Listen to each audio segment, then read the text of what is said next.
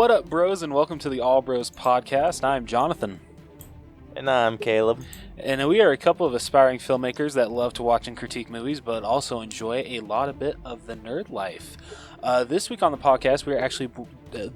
man, I'm already effing it up. Gosh, damn it. Okay, sorry.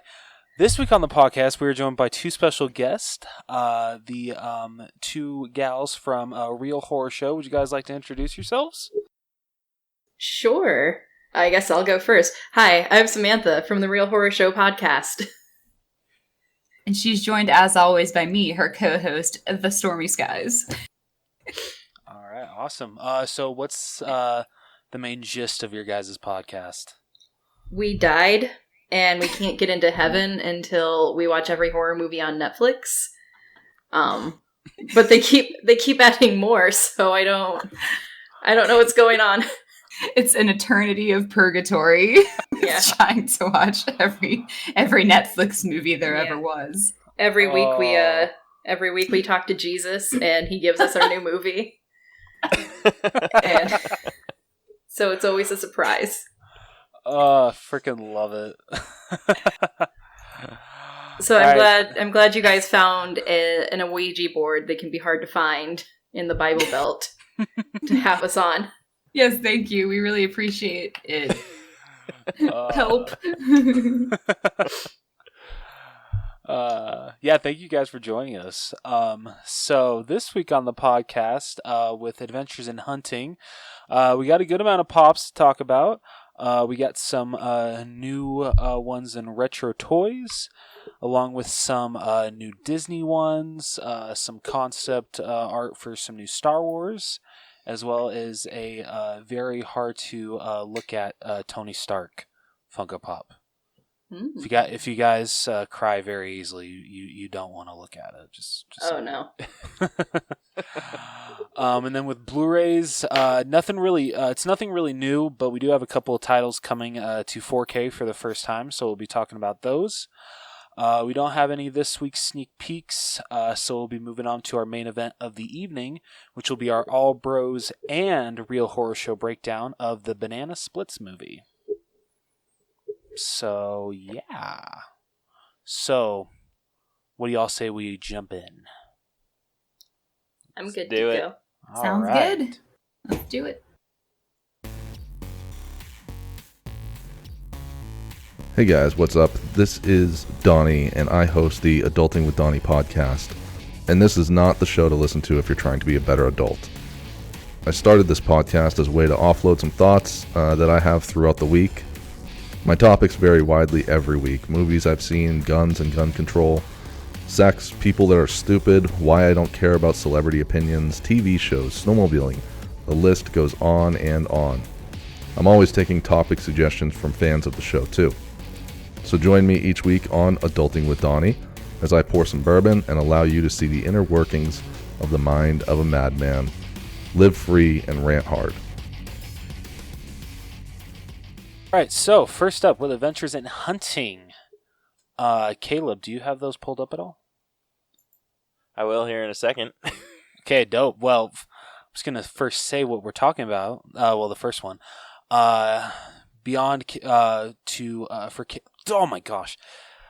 Okay, I'm good. Caleb's very excited for this first one because they are finally doing a Candyland Funko Pop line. Ooh. Hells yes. Holy crap, there's a lot.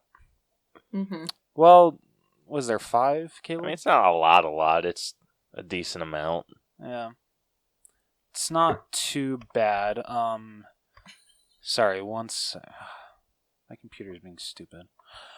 So first up, Caleb, you're going to have to help me with these names because I'm horrible. Dude, are you not looking at my screen? That's Mr. Mint on the screen right now. Well, you're not showing the name that well. Can you That's not my fault you're freaking blind. Shut up. No. Okay, so that's Mr. Mint? Yes. Okay, so first up we have Mr. Mint. I don't know. I don't remember this game a lot from my childhood, unfortunately. Are you shitting me? Sorry, I was not remember this game. Okay, I was more of a shoots and ladders kind of guy, okay? Dude. What? Who the shit are you? I'm Jonathan. Who the hell are you? Oh, good hell. Did you two Anyway, since Rose is uncultured as shit, wow. we got we have Mr. Mint. We got King Candy. Okay, I knew that one. Dude, don't even. We got Jolly. We have the player piece. I feel like they should do a chase of this in a different color. Yeah. Dude, that's such a lazy chase, though. You know what? Friggin' fight me. And then, lastly, we got Queen Frostine. And I'll get to the picture that shows them a little bit better for everyone. So anyway, Mr. Mint. Frickin' being a badass. If you can consider anything from Candyland badass. I was gonna say, do we really want to associate Candyland with the word badass? Obviously, I have no problem with it. Okay, fair enough. I vote to allow it. I second that. Yeah, overruled, Rose. Damn it. Anyway. Did you guys play Candyland and actually remember it? Unlike I did. If I recall correctly, there is no winner of Candyland. It's really just a game to play a game. Forever. Yeah. That's the gist of it. So it's kind of like Monopoly? I don't know how. Comparison. I don't know how I'm not remembering this game that well. Because me and my sister played it It was as kids. designed for like 3-year-olds as your first board game. That's probably why you don't remember it. Okay. I take insult to that. I've never played Candyland myself, so I don't feel that bad if you can't remember it. What? Yeah, Stormy was actually raised in the circus in 1894 before she died. Yep. So. Sorry, it's all I knew. Oh, that's fantastic. Games weren't allowed. No fun allowed. Bummer. Yeah, it was. All right, so after but Candyland was awesome. So like the deal with it wasn't quite like Monopoly. It was more like the game of life, more or less, kinda. But instead of like spinning a dial to see how many spaces you go, you would draw a card, and whatever color was on that card, that's the piece that's the number of spaces you got to move forward. So you move forward until you reach that color. And I think it was the pink ones, if I remember right. The pink ones were like really far away, so if you got a pink one, you got to move like super far. And it sucked anytime you were like right behind a pink one and you'd draw a pink card and it would just jump you up one. It sucked. But yeah, the game was freaking awesome. Nice. Caleb, I give you props for actually remembering how to play Candyland. It wasn't that hard of a game to play. Okay, I'm just saying, like, I give you props for actually remembering the rules. Okay. I'm just saying, that's pretty impressive, because I don't remember jack shit. Yeah, and I am not afraid to admit this. I had a huge crush on Queen Frostine. So there's a chance I might pick up that figure. So we're approaching that territory, okay. All right, whatever. Moving on. You know how people had like crushes on like Daphne, or you had one for a thing for Velma, didn't you? No, it was Daphne. Everyone liked Daphne. Yeah? Yeah. Your point? Just kidding. I don't really have one. Anyway, I just thought these figures were freaking cool. Alright, after Caleb's favorite line ever created, Candyland, next up, we have, going with retro toys, we have Polly Pocket. And because my sister was never a big fan of Polly Pocket, so I never, saw these when I was a kid. Did anyone have a Polly Pocket as a child? I kind of missed the actual Polly Pocket phenomenon and got into it when they came back as a larger size doll that was actually playable. Oh, okay. So, that defeated the purpose of Polly Pocket. I think having a Funko Pop defeats the purpose of Polly Pocket. That's a good point. That's fair. That is absolutely You're not fair. wrong. I mean, I feel like this would work a little bit better if it was like a keychain. Yeah. But, yeah, I grew up with 3 boys, and Polly Pocket was never a toy that we got to interact with that often, if at all. Mm-hmm. But, I mean, they seemed cool. I'm assuming. I mean, they were basically... They were miniatures for girls, because each Polly Pocket came with a miniature environment to interact with. Oh. So. Oh, that's kind of cool.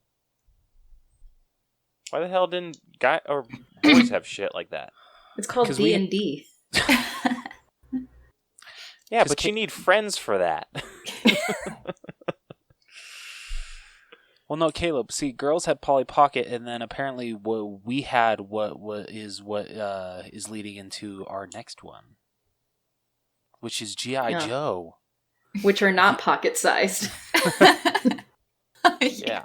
So I don't know what the hell you're talking about, Rose. Well, okay, I'm thinking Barbie here. I don't know, when someone compares a boy's toy and a girl's toy, is it G.I. Joes and Polly Pockets, or is it G.I. Joes and Barbies? It's G.I. Joes and Barbies. Damn it, okay. Because the Barbies and G.I. Joes could get married, and then the G.I. Joes leave and die in war. Damn. Yeah. No, I think I've brought this up on a previous show. I had a G.I. Joe that we had me and my brothers had a funeral for, and we buried it in the backyard, and then we forgot about it, and then when we actually remembered about it, and we're just like, oh, we should go look for it, my dad had laid concrete in the backyard. Oh. Sad. So we're like, no! The little time capsule. So, Caleb, do you know... Yeah, if we can find it.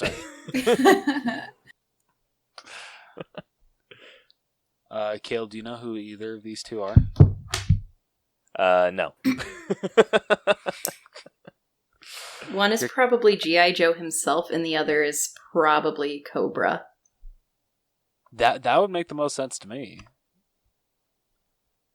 Yeah, I didn't know that the G.I. Joe figures came with names. You thought it was just Army Dude 1 and Army Dude 2? That's what we called them. We just Jeez called him Louise. Army Dude. We didn't it was either that or just Joe. Okay. Yeah, but I want to point out on, what did you say this one was? Cobra?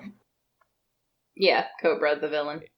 Yeah, it's giving me a little bit of Borat vibes with the I can see it. with the upperwear decisions. Oh my goodness. But that mustache, though. Has anyone seen the first Borat or Borat 2? No, I was too young for Borat when it came out, and I just don't have a huge interest in Borat 2. Okay. Same Stormy? here. I feel saw I the wanted- first one, and yeah. That's Not- as far as that goes. That's not a great Sacha review. Baron Cohen I fan. saw it. Sam, you're not missing anything. It's just Uh, kind of there in the ether. It's in the movie night roster. We just haven't gotten there yet. all right. Next up, from Big Hero 6, we have Baymax holding. What's the kid's name? Hiro? No, the cat's name is Mochi. Well, no, I mean no. That like the kid that Baymax befriends, because it's his cat. The cat's name is Mochi. I don't remember the kid's name. Well, gosh. Did damn anyone it, watch yeah. Big Hero 6? I did. Yes. Oh. It's actually I feel it's an underrated Disney movie. It's actually pretty good. I thought it was. Yeah. And I missed out on the steelbook of it like last year, and I kick myself every day for it. Damn. Yeah. But this one's cool. They have one. It's a box lunch exclusive. So like they have the normal one, and then they have a glow in the dark chase. That is pretty cool. I wish they would show the glow, but Yeah, wouldn't that be nice? anyway. The detail Yeah, on the they cat's never- actually really good. Yeah, it's like hella good. The eyes are a little creepy, but you know. I don't know, just the way that the lines Fair. are drawn. How they used a mold from another Funko Pop, but just drew on 2 slits for eyes. Yeah, there we go. Yes. I feel if you were to do like a little like remodeling or just you could probably make this look like a corgi. Seriously good. Yeah, but don't we have enough dog Funko Pops? We need more cat Funko Pops. No, we don't. Cats Yes, are we- Satan. Caleb. Fight me. Yeah, for those of you that don't know, I am phobically afraid of cats. Stormy, go get Pepper and Shadow. Aw. Yeah, I have 2 kittens. Aww. Yeah, they're sweet. Caleb's just a wuss. That's all it is. Yeah. Well, okay, I've owned a couple cats, but the only reason that I am convinced that they did not kill me was because they somehow knew that I paid for their food. I mean, you could say that about any pet. Fair. Yeah, but That is a very good But cat or dogs, like I feel, show appreciation more. Cats just expect you to feed them. Well, yes, because they're gods. Yeah. Cats don't put up with human shit. Uh, All right. Anyway. Next up, we have some Star Wars concept first look Funko Pops, and with these, we have a Darth Vader, with a blue lightsaber. I don't know what kind of Yoda this is, but I'm loving his vibe. dude, this is what Obi-Wan would look like if he were whatever the hell Yoda is. For real though. I could totally see that. I don't know what to call this droid. The gray version of R2-D2, or like the mold of R2-D2. I have no idea what to call it. With little arms. Yeah. R2, R2D5. I don't know. There we go. R2D5, There we go. Yeah. There we go. I'm gonna write that down. I'm gonna send that to Funko. R2. I actually am gonna remember that because that's actually a really good name for it. R2D5. Yeah. Did you guys? I know Rose has only seen a couple, but have you guys watched the Star Wars Rebels show? I have not. Is that the animated one? Yes. There's 2 animated shows. There's the Clone Wars, Mm-hmm. and then there's Rebels. Yeah, so that was on while I was in high school, and I was continuously grounded in high school, so I didn't watch a lot of TV in general. So I missed that one. that the one that's like really important or the one that's not at all important? They're both important. I think both of them are canonical. So they bridge the gap. Rebels bridges the gap between the prequels and the sequels. Okay. Wait, prequels and original trilogy. Okay, got it. Yeah. Because one of those shows on Disney Plus, if you don't want to watch, there's like 10 seasons or something of one of them, and it'll give you the 20 episodes to watch that are like the important episodes if you want to keep up with the canon of Star Wars that like encompasses that time span. And I don't know if it's Rebels or Clone Wars. I think it's Clone Wars. So I'll ask my Clone husband. Clone Wars has 7 seasons. Rebels only has 4. Okay, then it's definitely Clone Wars. Then is what I'm thinking of because they're both animated. Mm-hmm. Yeah, Okay. and the Rebels, it has like kind of a shittier animation. Yes, it does. Okay. But I mean, the I haven't story seen was it kind of cool. myself. Don't get me but- started on the skinny lightsabers. Just saying. Yeah, I forget what my point. Oh, now I remember. In not Clone Wars, in Rebels, they have a droid that kind of looks like this. His head's a little bit more boxy, and his name's Chopper, and he has little arms that come out of his head. Fancy. Like, he's painted different, obviously, but like he's orange and white, but kind of the same look. But I think this would have been an interesting look for R2. Oh, absolutely. Yeah. And then last but not least, we have an alternate design for C-3PO. And This one doesn't look that much different. it doesn't. It's got a bit of a beard. Okay, yeah, I can agree with that. Give me some Iron Giant vibes. Ooh, yeah. That's a good comparison. Yeah, but I love these figures. Like not like these ones specifically, just the idea of doing concepts for like well-known movies, just so we could see what we would have gotten. It is very But I mean, because Darth Vader's helmet in this looks pretty cool. Mm-hmm. cool. Looks more so like an alien, I feel. Yeah. Yeah, not saying it that's a kind of bad has thing. the or whatever. What's the alien's name from Destroy All Humans? Oh, you got me, dude. I forgot. Yeah, but if you like were to cut out that little lip, straight up, that's what he looks like. Mm-hmm. Yeah, I think they did make a really good choice with what they ended up doing with Yoda. It just looks like a human man face. That's old. Yeah. That's green with with the green ears. It's really Yeah. weird. Yeah, he's kind of funky looking. Yeah. Not a fan. Yeah, me neither. Yeah. The hair is too long. It really is. I don't even want to know what that one would have sounded like. Like, I feel like he would have sounded like almost pervy. Yeah, I could see that.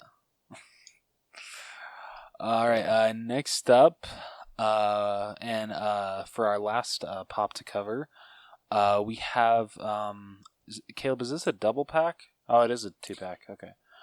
So we have a 2-pack from Avengers Endgame, and it is Morgan Stark, wearing Pepper's helmet. I'm just gonna call it that. With her gauntlet. And then the other one is the hologram of Tony Stark sitting backwards on a chair. So let the tears flow. Let the tears flow. Did you guys watch or see Endgame? I did. I don't know. Did you, Stormy? No. I don't think we didn't talk about it, so I don't think we did. Oh, spoiler. Okay, wait. No, is it? It's fine. It's okay. Superheroes Okay. aren't really her thing. Okay. Yeah. Fair enough. It's also been out for like what, a year? Yeah, about that. Yeah. Maybe 2. I think How it long actually has is it almost been? at Almost 2. 2. Yeah, it's like a year and Yeah. a half now. Jeez, that's insane. Damn, yeah, that's crazy. These figures are freaking cool, especially that they with them glowing in the dark. Mm-hmm. Yeah, that is really Like- cool. Yeah, I love this. This is one. I don't know how pop in a box works. Do you order and that's the one you get, or is it just random? No, I think you can just order it online. It's not random or anything, as far as I know. Okay. So Yeah. Well, this episode's going to release the Monday after that this starts releasing. Because we're recording this on Tuesday, the 24th, and this gets released on Friday at midnight. Oh, okay. Oh, no, sorry, Friday at noon. No. Those are two very different times. Still 12, but it is very Oh. different. That was funny. Are you gonna go for it, Caleb? I might. I think Okay. it's going to take. I think it's definitely something I'm going to be pondering the rest of the week, but I just might. That's gonna be me with the next with some of the 4Ks that we talk about with Blu-rays. So I'll be pondering those quite a bit. So that's all that we've got for Pops. Moving into Blu-rays. They are finally releasing the Lord of the Rings trilogy as well as the Hobbit trilogy on 4K. And they're going to come in just standard 4K as well as Best Buy Steelbooks. Regular 4K, that's going to run you about $90 each trilogy set. And then if you want to get the Steelbooks of each trilogy set, that's going to be about $120. And Jeez, then that's too much. I would actually pay that for The Hobbit. And I know a lot of people hate me. I actually like the Hobbit trilogy better than the Lord of the Rings trilogy. Ooh. Ooh, disagree. Yeah, I know. know. A lot of people hate me when I say that, but yeah, that's just how I feel. It's okay, personal preference. It's okay to say it's not. I tell them that all the time. I mean, Caleb, at least they're nice. I've okay? never seen any of them, and I gladly stand by that statement. I don't know, maybe it's just because I saw them in the theaters. I didn't struggle at all getting through the Hobbits. Like, I've seen each of those at least 2 times. I've only seen the Lord of the Rings trilogy once, and I think that's all I really need to see it. I kind of had a hard time getting through those. And, yeah. Probably going to get shit for that, but yeah, I struggled. Seeing The Hobbit in theaters, I saw it in theaters too, and it's actually a really amazing experience in theaters. Mm-hmm. But I have trouble going out of my way to want to watch it at home. Mm-hmm. Although I fair. do have, I do have all the Hobbits and I have all the Lord of the Rings. But Nice. if I have to choose, I'll choose the latter and choose Lord of the Rings every That's time. fair. Yeah, like recently, actually, at Target for Black Friday, they had the Lord of the Rings trilogy, just like the theatrical versions on Blu-ray for $10. So I picked that up, and that's Yeah. really all I need them on. That's I don't need them basically on 4K. what I have too. Yeah, just Okay. to have it. Yeah, I'll like stand right? by. Yeah. But I don't know. So we I'm- established that superheroes are not your thing. What is your thing? Like when it like comes other to, than horror. yeah, other than horror. Huh. That's a good question. Just because I'm so hyper focused on horror. Yeah, because I'm not into superheroes. Like, I'm not really that into Star Wars. I'm into the Lord of the Rings, but not like a super fan, so I wouldn't be able to keep up with it. I don't know. What are some other options that people are into, other than Sam, like what else is there? I don't know. You What world am I missing out on? you used to like Game of Thrones before season 8. Oh, God, you like yeah. you like Marvelous Mrs. Maisel. Yeah, that's like one show. Harry Potter? Do you mean like a fandom of things, or like? Oh no, we're we're staunchly against Harry Potter in this household. Oh, okay. Like, Uh-huh. I don't hate. Hold up. We can't just glaze over that. Sam and I can every time. Caleb, respect their beliefs. Respect their beliefs. I used to like Harry Potter in high school, and then I got into adulthood and saw how many people my age they're still only able to relate politics to Harry Potter at 28, and it's like, just read another book, Michaela. Yeah, just fucking read something else. Watch something else for Christmas. Like, I feel bad that you all have the same tattoo on your wrist of the Deathly Hallows symbol. It's embarrassing. So, Okay, so That's that's how a Sam fair and I reason. feel. That's a fair reason. we feel that way about that. So, at least I'm so glad that her and I feel that way about Yeah.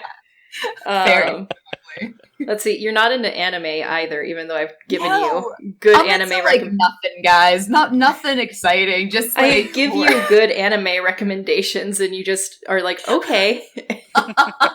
and then a day later, I'm like, Sam, give me other recommendations. I don't like. What is there? I don't know, man. I think we covered a lot of them. Yeah. Did we say Star Wars? Yeah, we said Yeah. Star Wars. Okay. Like I'm like Star a Trek? moderate fan of Star Wars, like a very casual fan. Yeah. Okay. Of Star Wars. That'd be like a good way Caleb, to you describe said it. Star Trek? That's what you No said? Star Trek here. Like not a huge fan. I've only ever seen the remakes by J.J. Abrams, which were very fun to watch, but that's like the only Mhm. Star Wars I know. That's actually the only Um, Star Trek I've seen as well. Or Just the Star one. Trek. My No, bad. you're good. Yeah, no, I've only seen those Um, 3 films. And I really don't have any urge to watch the originals. Were you into Sherlock, Doctor Who, Supernatural? No, because I worked at Hot Topic, so all that stuff I was surrounded by it, and so I was just like put off by it. That's true. If that Yeah. makes sense. Yeah, so no Look. Doctor Who, no Yeah. anime, no Pokemon, no like Sam said, I did like the circus in the 1800s. It was very like not a lot of media Yeah. came through there. Yeah, I guess if I had been working at Hot Topic instead of participating in super hula culture, I would have hated it as well. Same with anime. Like, I'm watching the Inuyasha sequel right now, and being on that subreddit is just the most infuriating thing in my life. Oh. I don't know if I'm going to be able to let the Harry Potter thing go. But I understand your reasoning. Yeah. Yeah, we have our reasons, and they're pretty legitimate, and we do have evidence to back up our claims. Yeah. It's not just like we hate it because we can hate. Mhm. We don't hate it just to be edgy. Yeah.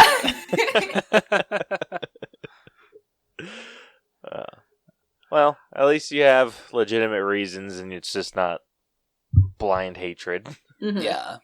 Right. I can appreciate that. Yeah. All right. So also coming to 4K this week, we also have these are just some random titles. We have Coming to America, Beverly Hills Cop, Blade, which Blade is also getting a Best Buy Steelbook. Oh, and actually, Coming to America is as well. So yeah, that's. And then for some reason, I don't know why Sony's doing this. They're doing a new line called PS5 4K Movie Essentials. It's weird. Oh, does What? PS5 play 4K? Yes, it does. Oh, okay. Yeah. So that's how they're going to sell so many consoles. Yeah. Not I mean, that's the reason I'm going to buy one eventually. I mean, that's their game plan since PS2 is people don't buy it to own a PS2, they buy it to own a cheap DVD player. Yep. That was one of the biggest reasons why I bought a PS4 Blu-ray player. Yeah. Dude, that's odd, because what if someone gets a freaking one of the digital PS5s? Then that way, like, they can only play digital games.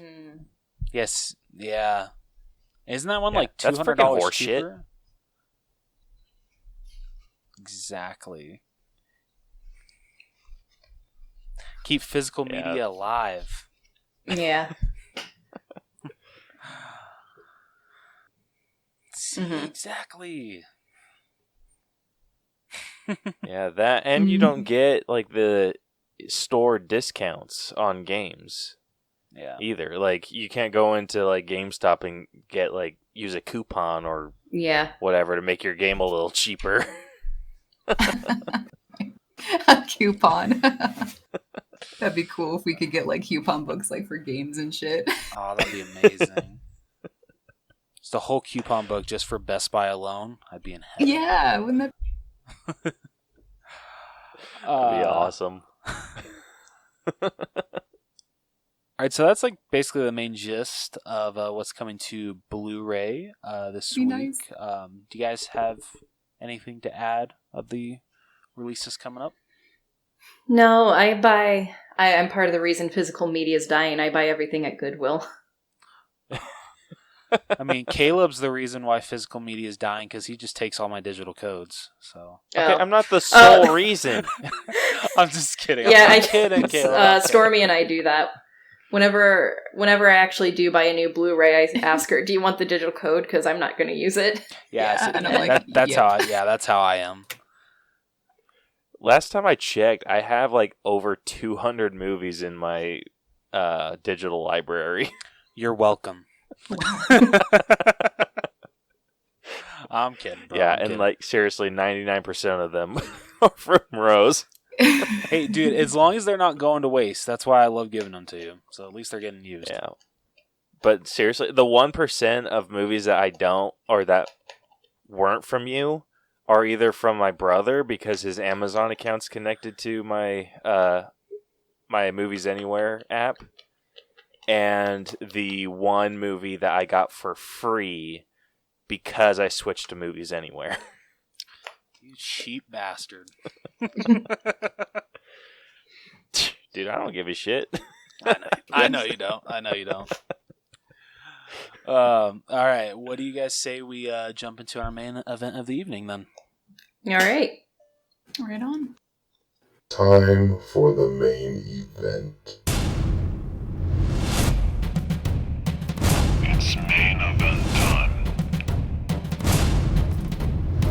Let's play a game. Right, so for this week's main event of the evening, we'll be breaking down the Banana Splits movie. Caleb, would you like to give our listeners a refresher of how we break down our movies here? Hells yes. So, if you are new to our breakdown system, we have broken movies into 8 different categories that we individually grade to come to a final All Bros / Real Horror Show Podcast grade. And yeah, so the 8 categories that we score are story, writing, acting, character development, effects, music, costumes, and then we give it our own personal grade at the very end. Okay. So with this being a horror movie, I think we're going to go to horror logic instead of character development. Okay. Because I think development's really hard to score in a horror movie. Because I think that, like, you can be like, oh, they had a really nice arc and then died. Danielle Panabaker's character in Friday the 13th, 2009. I still have not seen that remake. Same. I don't know how we I watched it haven't for... seen it yet. Did we not watch it for the podcast? We watched it for the podcast. Did we? Yes. It had Jared Padalecki in it. He was looking for his sister. Yeah. Let me just like look at a picture. And Danielle Panabaker had an abusive boyfriend who she dumped, and then Jason shanked her right at the end. Did he like Oh, ride a damn. motorcycle? Yes. He rode a motorcycle, right? Yeah, that movie. Okay, I remember now. Sorry, Sam. I guess that just confirms Friday the 13th is just forgettable. It's just, I mean, that one. Yep. I mean, Oh, Caleb- yeah, I see now. Caleb and I kind of feel the original is kind of forgettable. Mm. Yeah, that one's rough. What did that one actually score? Friday the 13th. We gave it a D. Didn't Jason from Shit Happens give us shit for that? Yes. Okay, that's what I thought. Caleb, did you post a question of the week at all this week? I did, or I'm going to, but just because we're recording early. Oh, okay, my bad. Okay, so was I'll it record that separately. Okay, was it going to be the one that I told you about? Yes.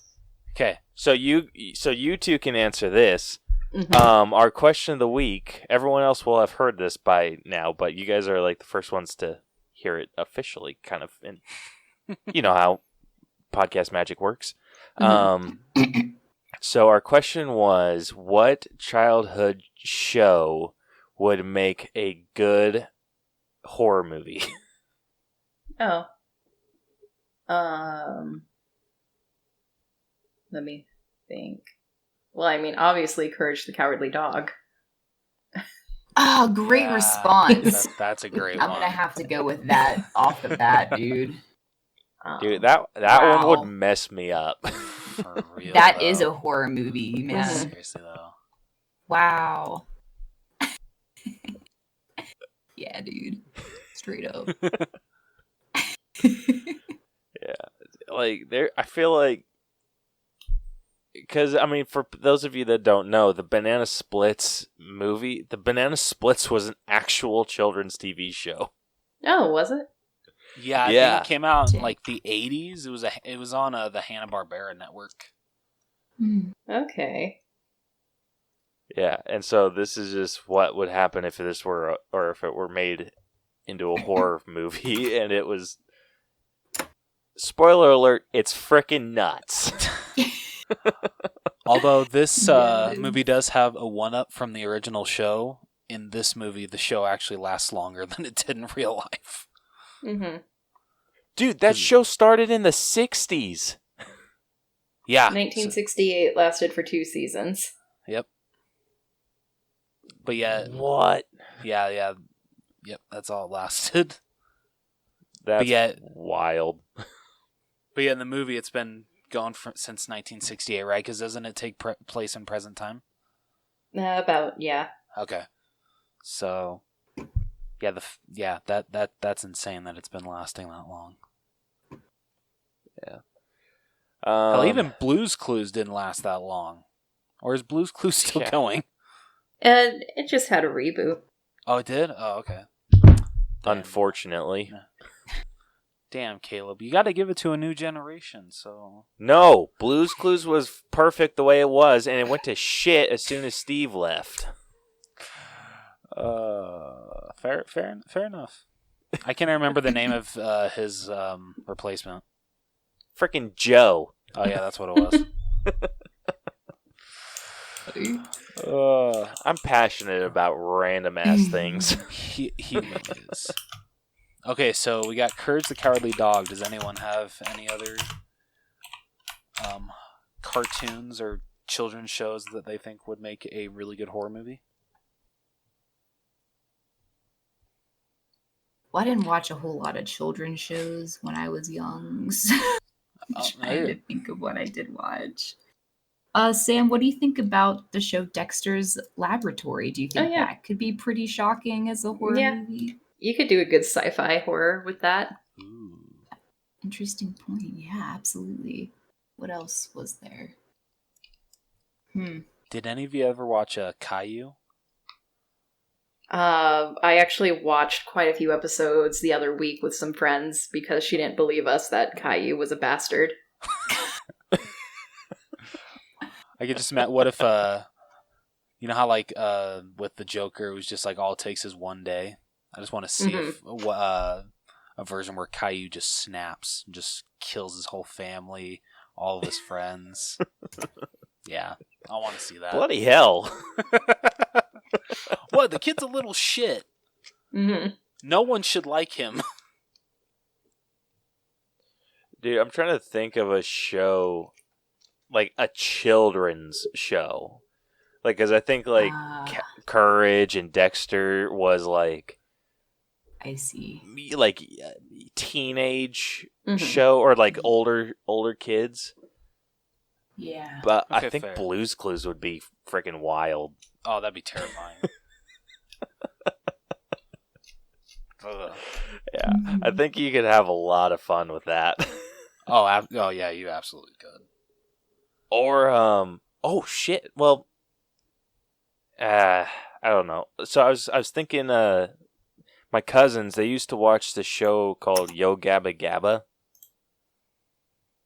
And I think that would just basically be replacing the Banana Splits with the Yo Gabba Gabba characters, so that'd be a little cheap.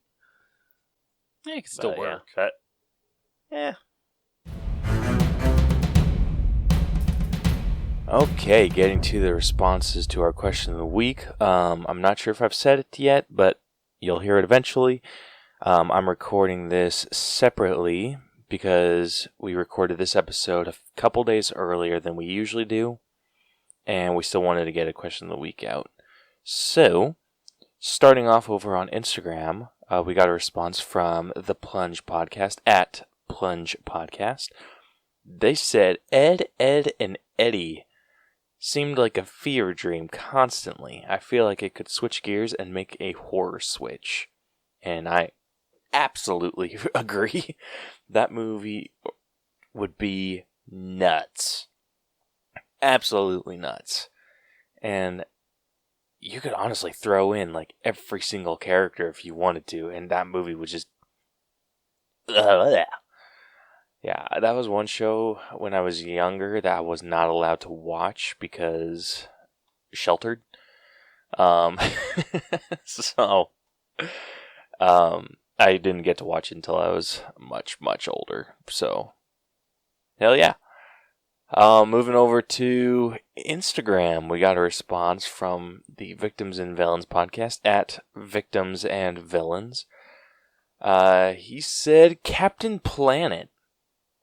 And I absolutely agree. Captain Planet would be nuts. Don Cheadle has to play Captain Planet, though. There is no other choice.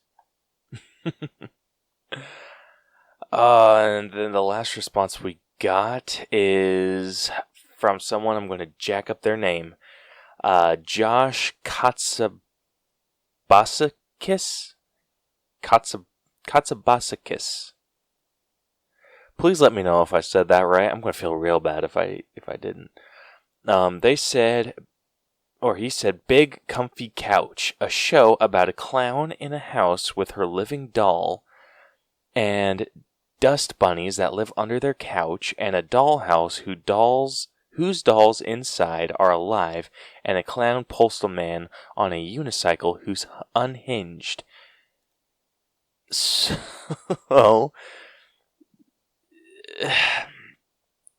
honestly, this sounds like a horror show, horror movie on its own. So, this is...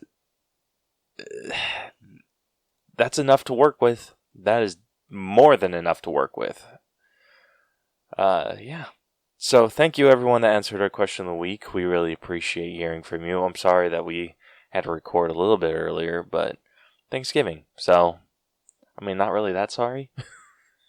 So, anyway, let's get back to the show. Getting into the actual breakdown. If you guys have not seen the movie, Rose is going to be spoiling the entire thing while he reads us the synopsis. And then after that, we'll get into talking about the story and get into breaking down the rest of this movie. Yeah, so buckle up for another wild edition of Reading with Rose and see how many times I F this up. All right, so Harley Williams... I already F'd it up. Harley Williams is a huge fan of the Banana Splits, a successful children's television series featuring 4 animatronic characters, Fleagle, Bingo, Drooper, and Snorky, along with their human co-star, Stevie. On his birthday, Harley's mother, Beth, and his father, Mitch, take him to a live taping at Taft Studios with his older half-brother, Austin, and his classmate, Zoe. Upon arrival, the family meets several audience and staff members like the show's hostess, Paige, and her assistant, Doug. Fan couple, Thad and Poppy, aspiring young performer Parker with her father, Jonathan, and security guard, Sal. As the taping is getting ready, the studio's new vice president of programming, Andy, informs the show's producer, Rebecca, that he is canceling the show after the recording as it does not go with his network's vision. After Drooper overhears this through Stevie, the Banana Split's new software updates malfunction, with Bingo kidnapping Andy and Drooper killing Stevie by thrusting a prop lollipop down his throat. Outside the studio, Beth learns Mitch is cheating on her with a woman named Kara. As she returns to the studio, Mitch finds Sal's decapitated corpse and is then chased and run over by Snorky. Meanwhile, Poppy accepts Thad's marriage proposal while blogging the backstage before Fleagle arrives and murders Thad by gorily sawing him in half. Fleagle leaves Poppy when he hears Harley and Zoe looking for Snorky, taking them to the workshop. He traps them with Parker, who Bingo kidnapped while Jonathan's face was burned by Drooper as they were looking for Andy for an audition. The remaining survivors learn about the Banana Split's carnage after finding a seriously injured Jonathan. While Paige finds all phones disconnected and the confiscated cells destroyed, Beth manages to defeat Bingo before she and Austin find Poppy and convince her to join them. At the same time, Rebecca and Jonathan are forced to participate in the show's obstacle course, with Jonathan stabbed to death by Fleagle with a key while Rebecca wins before Drooper smashes her face with a hammer. Harley, Zoe, and Parker meet the Banana Split's creator, Carl, who considers his creation's actions justified by the show's cancellation and conflicted over freeing the children. Drooper brings Bingo for repair, causing Carl to get distracted enough for the kids to escape and lock him in the cell. While looking for a way out, Harley, Zoe, and Parker come across Snorky and convince him to help them. Beth, Austin, Paige, and Poppy arrive at the workshop to ask Carl how to stop the Banana Splits. He does not provide any information, but the group hear music coming from a hatch in the floor. The others go down while Poppy notices the mask of an unused 5th Banana Split named Hootie. Losing her sanity, she puts on parts of the costume and kills Carl as revenge for Thad's death. Finding the underground passage littered with corpses of Doug, the studio staff, and the adult audience members. Okay, I just want to point out, have you guys ever watched Dead Meat on YouTube? Any of you guys? I don't think so. Okay, so he does this thing called the kill count, and he covers he's done, I feel, almost every horror movie, and he goes through every horror movie and counts how many people died in it. And it's amazing how, for some movies, he'll have to go frame by frame just to count how many bodies are in one scene. And this scene alone, with all the adults stacked up and all this shit, I think it took him 2 hours to count every single body just because he had to go frame by frame. It was insane. Mm-hmm. So, guy deserves kudos, and amazing channel. I recommend it. He's freaking hilarious. Oh shit, where was I? Sorry. The adult finding the underground passage littered with corpses of Doug, the studio staff, and the adult audience members. The group discover Fleagle and Drooper holding children hostage while performing gruesome variants of their acts, like burning Steve's corpse and brutally murdering Andy by ripping his limbs off. Snorky arrives and chains Harley, Zoe, and Parker with the other kids, but secretly gives Harley the keys to free them. Beth and Austin manage to destroy Fleagle and Drooper while Parker guides all the kids to the exit. Beth, Austin, and Harley meet up with Paige and Zoe before being cornered by Bingo. Suddenly, Snorky attacks Bingo and crushes his head, destroying him before deactivating himself from critical damage sustained. As the police and paramedics arrive to attend survivors, Parker asks her mother if she can quit acting class. Austin and Paige start a romantic relationship, and Beth punched a heavily injured Mitch in the face and demands a divorce. Left behind by paramedics, Mitch gets run over again, this time being killed by Poppy with the banana split's remains in the back. As she drives, Flegel is seen reactivating and laughing mechanically. During the credits, clips of the banana splits performing are shown, followed by a rat passing by 2 severed fingers, presumably belonging to Carl's. Thorough. Very thorough.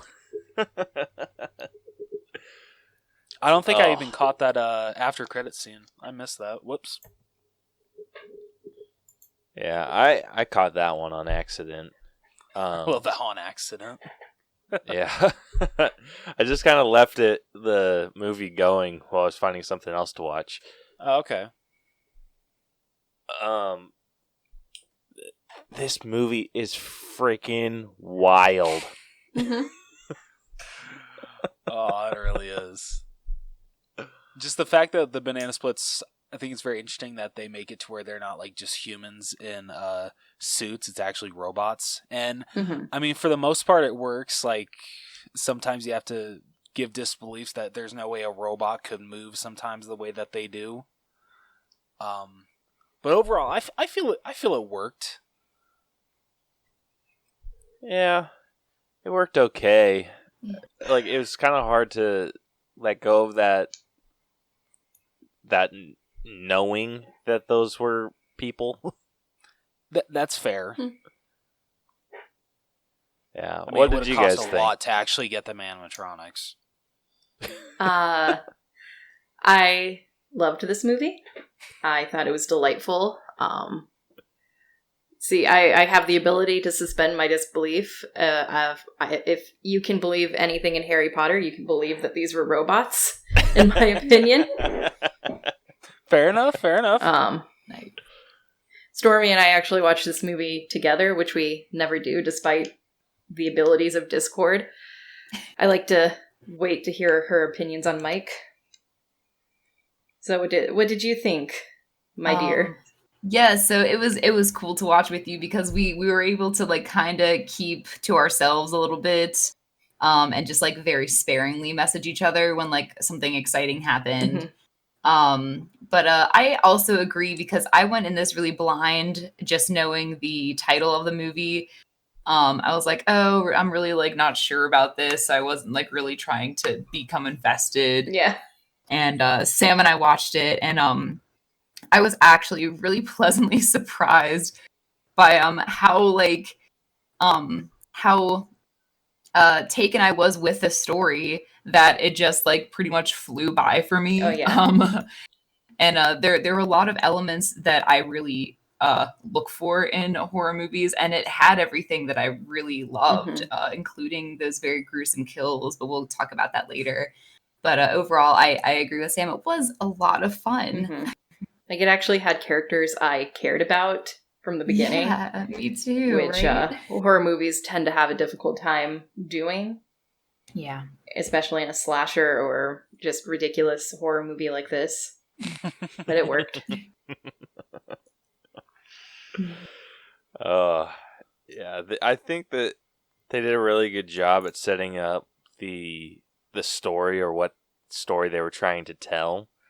I think a lot of horror movies, like some of their issues are having something just kind of outrageous happen.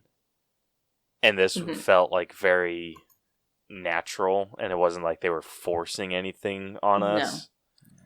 No. I am kind of bummed out that Mitch didn't die sooner. Agreed. Because Mitch sucks.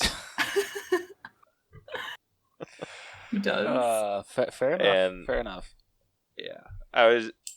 Yeah, when we first got introduced to Mitch, I messaged Rose and I was just like, dude, I cannot wait for Mitch to die. Like, he's such a prick. He is. For real. Yeah, I messaged something similar to Sam when we had begun, and it was like, I'm trying to think of like what I think it was the part in the beginning when the mom is like preparing this like wonderful party, and she's like putting icing on the birthday cake, and she's like, guess what, we're going to see that showing of like the banana splits on the stage, and he was like, great. And I was like, what a dick, or like he's a dick or something like that. Yeah. I was like, what the Like his perfect little angel baby of a son just wants to see his favorite show performed I live. know. Yeah. And this guy's a complete.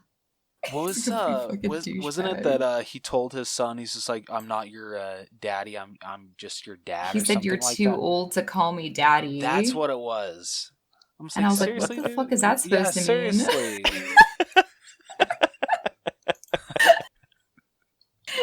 But then we come to find out that is that his dad? Is it not his dad? Like, I got a little confused on that portion. So Mitch is Harley's dad. So between Mitch and Beth, okay. it was, what's his name, Austin. That was Yes. only Beth's child. I see, with a husband that had died, Yeah. so she was a widow before she met Mitch. Yeah. I see. Okay. Okay. Well, then, And she then made what the bad fuck? decisions. You too old to call me daddy? Like, seriously? Mm-hmm. Yeah. Well, I And then the feel way like that he took The credit hard for cutoff on daddy is 10 years old. And then you switch to dad. Yeah. Like, so he still had some time. Yeah, he's Yeah. just little. It's very true. Yeah. And then the way that he freaking took credit for Beth's gift. Oh, that was, yeah. that Like, was he bullshit. freaking grabbed the thing and he's like, we're going to go see the banana splits. And Mm-hmm. Harley's like, you're the best. And I'm like, ugh. Yeah. Like, you freaking It's like, no, he's asshole. not the best. Your Yeah. mom is the best, not him. Right. I feel like Harley was a little bratty.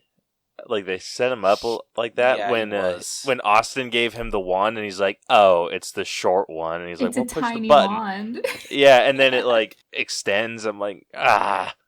What kind of wand is that shit, though? That was like a weapon. For real, though. I mean, it came in handy at the end. It did. But it did that noise effect where it made it appear that it was sharp to the viewer, you know, like the Yeah. Well, how would we know it's sharp if they didn't do the sound effect? Well, that's what I'm saying. Like, that's a kid's toy. Yeah, like, yeah. Like It's like one that, of those I feel it made him. umbrellas. Yeah, I feel like that made Harley seem a little bit bratty, and and we'll get into it with effects because I have issues with that. But the way that they made it sound like a sword, like it I was feel- funny, but I feel bad for Harley because what was it? The friend that he was initially going to take got sick, right? Get Or the something like flu. The flu. Yeah, And then poor kid has to take what's her name, Zoe, a girl that really doesn't even like him. She knows that he's like the outcast, this nerdy little kid, and so she's just going because her mom is making her. It's like, damn, poor kid. Even on his dude, birthday, Zoe was freaking awesome. she was, but still, like she only went because her mom made her. Mm-hmm. That's Her mom was, fair, like, but the baking, movie like, some was bread or something like that. Do you remember that? She had like a big thing of dough. Like, she must be a baker by trade. but Zoe was one of the highlights for me. I loved Mhm. Zoe. Oh yeah, she was great. She was great. She was a ride or die. Yeah. Yeah, like she had kind of like that no shits given attitude about everything. Yeah. Yeah, she really did, honestly. Yeah, and I loved it. I loved every second that she was on screen. Did you love every second that Harley was on screen? Yes. No. No. Oh. I'm just an asshole Two like that. conflicting answers. Which one do I agree with? Can I meet in the middle? That's fair. That's Okay. fair. That's fine. Okay, awesome. All right, what are we thinking for story grade?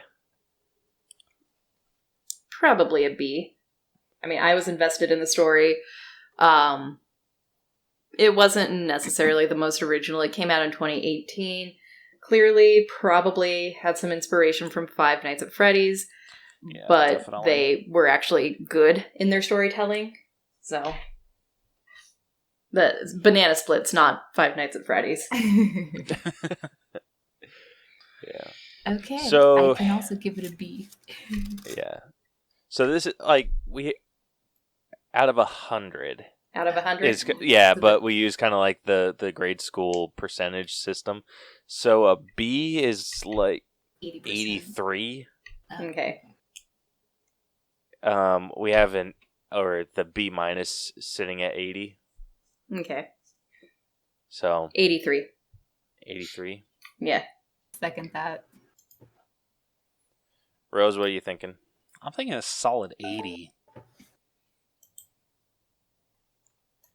Huh. Oh gosh, Caleb, how I think low are you going? I'm thinking that's where I'm at too. 80 or 83? Nah, at 80. Okay. All right. So I messed up my calculator. Good job. Whoops. So 83.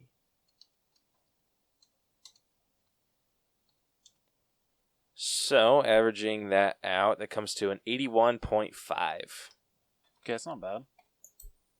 Not bad at Nice, all. nice. So just so you guys don't think I'm ignoring your score. I'm just No, of I course. put everything that we Yeah. do and then average it out. Yeah. Yeah, we no promise problem. we're not that 100%. mean. No, we're just like, no, you guys are wrong. I mean, maybe to Vic, but you know. Yeah, we do that to Vic occasionally, but Yeah.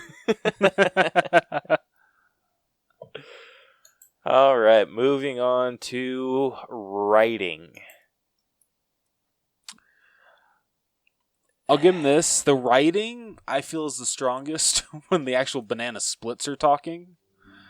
Like, he went straight down to Hammertown or some shit like that. That shit was funny when they were killing people. So that was probably like my favorite aspect of the writing. When it came to like the human characters writing, it was all right. It wasn't my favorite in a horror movie. Like, honestly, I feel the writing mostly just for the human characters was kind of just average. Mm-hmm. What do you guys think? Yeah, that's So the writing had the general problem cheap horror movies have, where it's a little over expositional. You say things you wouldn't normally say in real life to establish the relationships between characters. Like, I don't necessarily believe the scene with Austin and his mom where he's bitching about Mitch, because is that conversation written for them, or is it written for us, the audience? Because they've clearly had this conversation before. Why does it feel like they're having it for the first time? That's fair. That's a good point. yeah. A lot of the dialogue was just very generic Yeah. and, like you said, very exposition filled, where it felt unnecessary. And yeah, like if you've listened to any of our other breakdowns with writing, I hate wasted dialogue. And I feel like you could cut out a lot of the dialogue in this and still get the same result for this movie. Oh, yeah, absolutely. Like, and I don't know, I think like the conversation that Austin had with his Beth, while they were at the banana splits and talking, or him saying like, oh, you used to be so fearless and blah blah blah, and then she immediately goes into that fearless mode like right after. I feel like that's something that they could have had instead of the conversation about or with Mitch. Mm-hmm. That's fair. So I would have rearranged some stuff And I don't think they needed to establish the whole Austin being like, Mitch hates me. It's like, yeah, well, you steal money out of his nightstand, so... It's like, I would hate you too. I mean, maybe hate's a strong word, but... Yeah, but I wouldn't like you. yeah, there we go. What do you think, Stormy?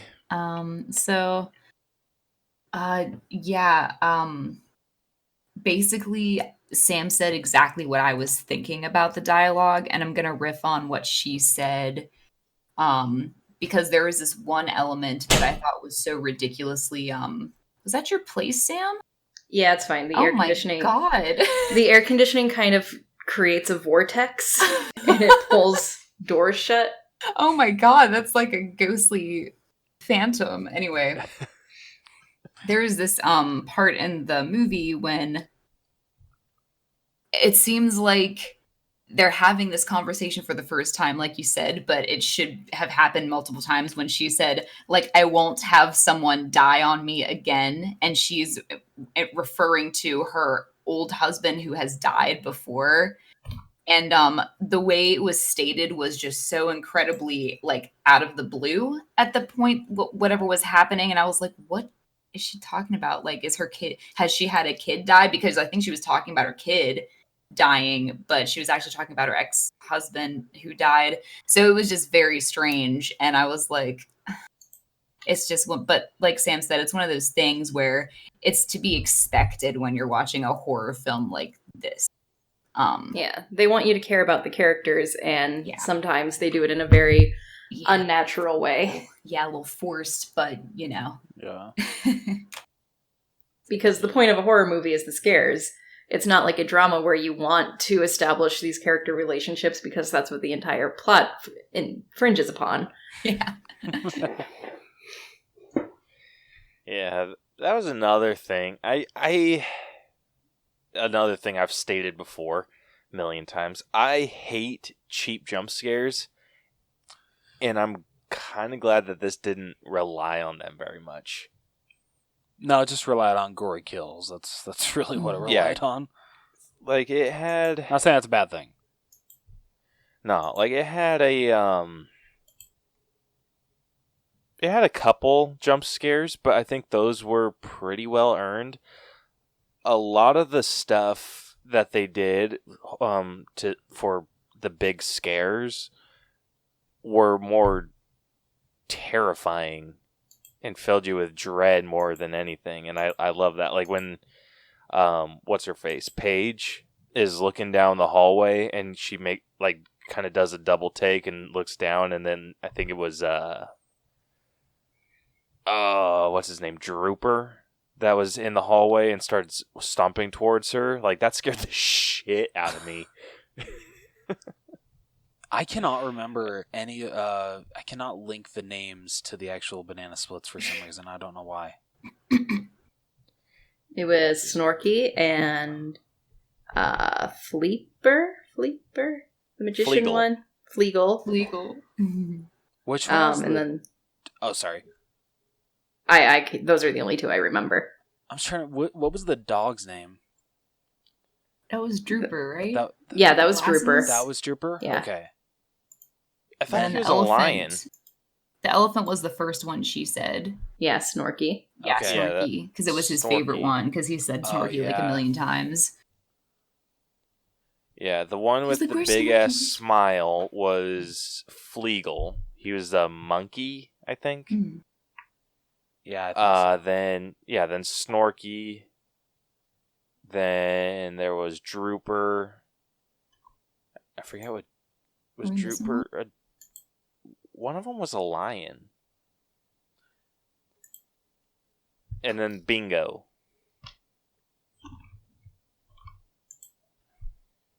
Yeah, I'm horrible. I forget which one is which. I'm trying to remember. I gotta remember which one Bingo was. Yeah, I'm looking at the... So... Oh, Bingo was the monkey. Bingo was the monkey? Yep. Okay.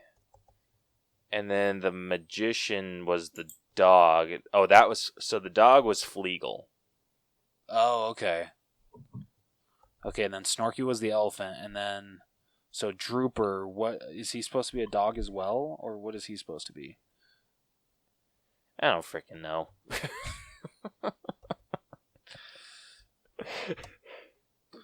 I think we're just gonna confuse the shit out of ourselves. Yeah, that's fair. That's absolutely fair. But yeah. Anyway, getting back to writing, I think, like you said, it's very average, kind of like on the lower side, still average, but on the lower end. A lot of one-liners from everyone. Yeah.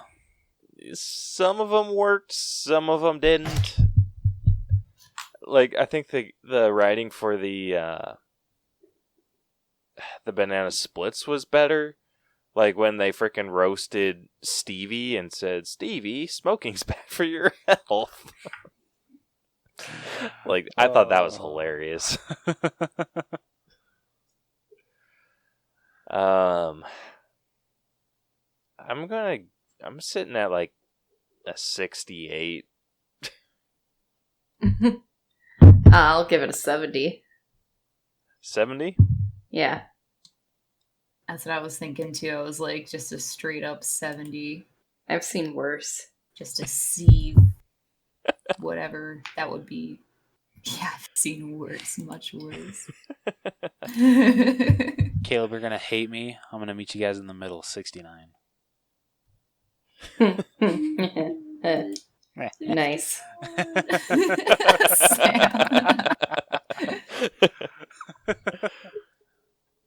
All right.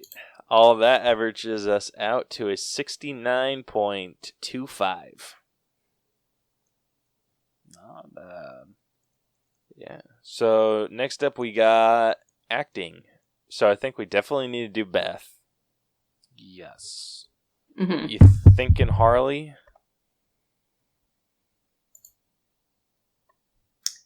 I thought Harley was pretty good for a child actor.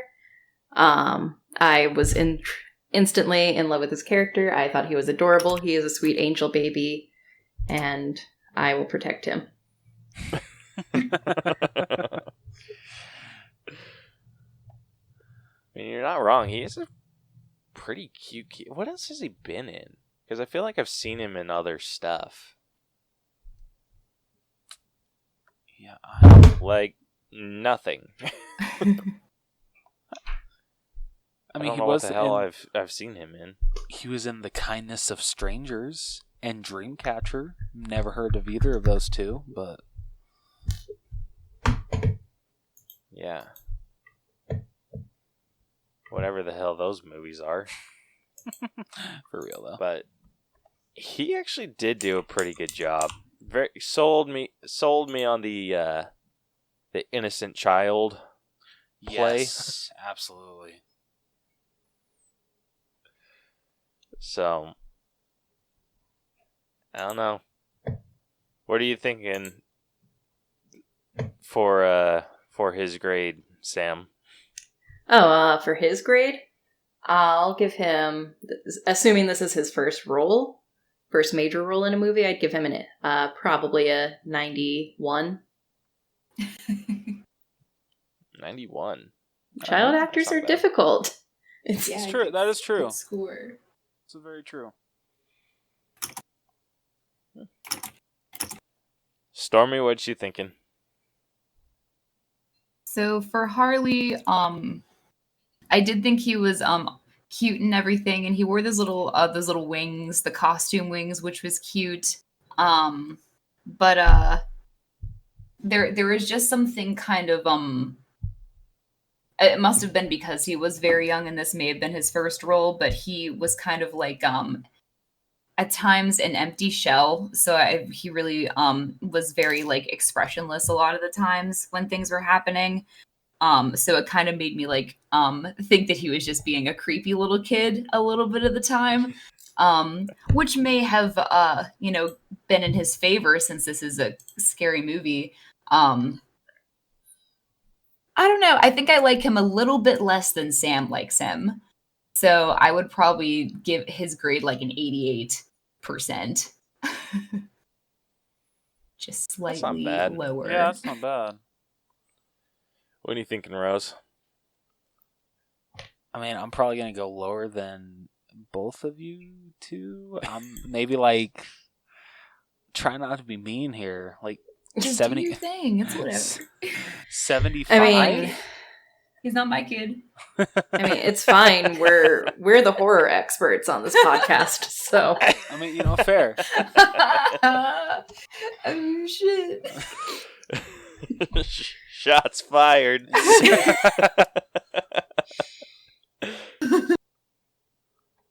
Okay, if you guys are the horror experts, can we challenge you to like a Halloween trivia thing or something? Because I don't know. I feel like I can take you guys.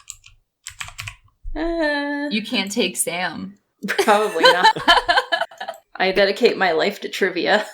Yeah. Crap. And Halloween. So like shit, dude. That'd be kind of cool. That would be. That'd be really fun. Anyway, Rose, get back on topic. I'm sorry.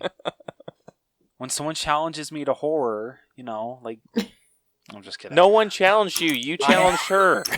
I know. I'm kidding. Yeah, 75. 75? Shit, dude. I'm an asshole. I'm sorry. Okay, Caleb, how Hell, high are you going? Not 75, or not freaking Damn, 75. Damn, I feel like a jackass now. Can I change it? Yeah, you should. No, okay. So, this is his second role. And I do agree with Stormy. Like, I feel his delivery at times, or at least his facial expressions, were pretty plain and dry. Didn't really kind of show what he was feeling in those moments. Because I feel like for someone who loved the banana splits as much as he did, like, he should have been a little bit more traumatized by what was going on. Yeah. Yeah, fair. Yeah, so I'm a little lower than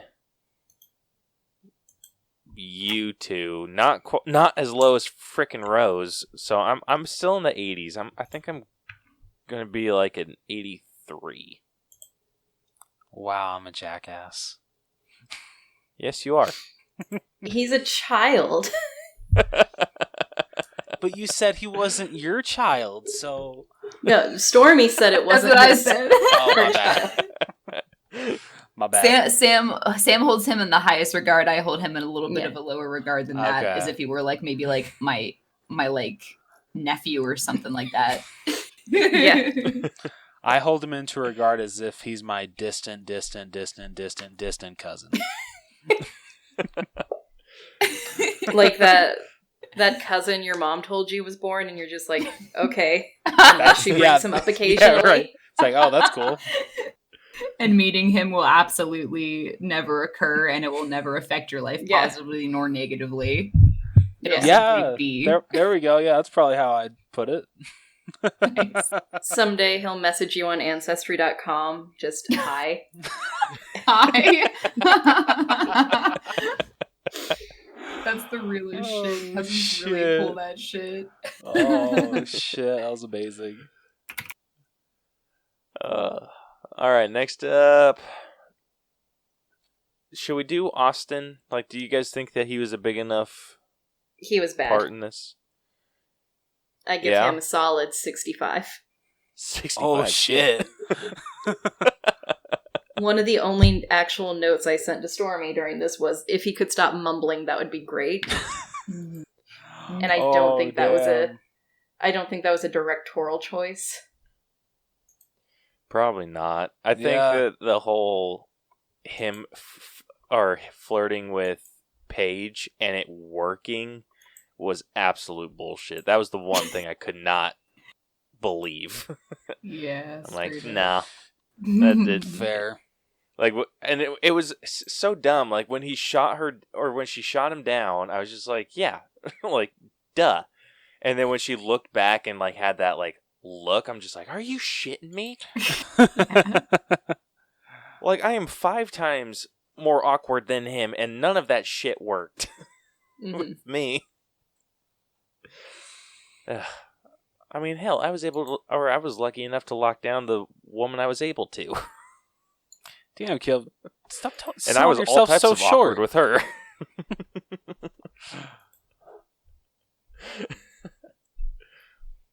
But yeah, I'm... You know what? I'm not disagreeing that much with the 65.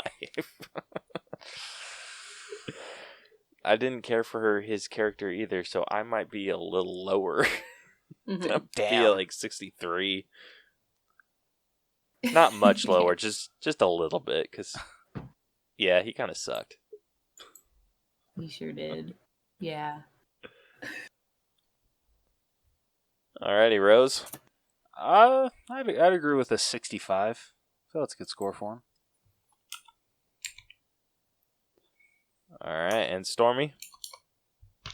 Yeah, let's almost sweep it with 65 because that's like such a dick grade because it's like it is an F.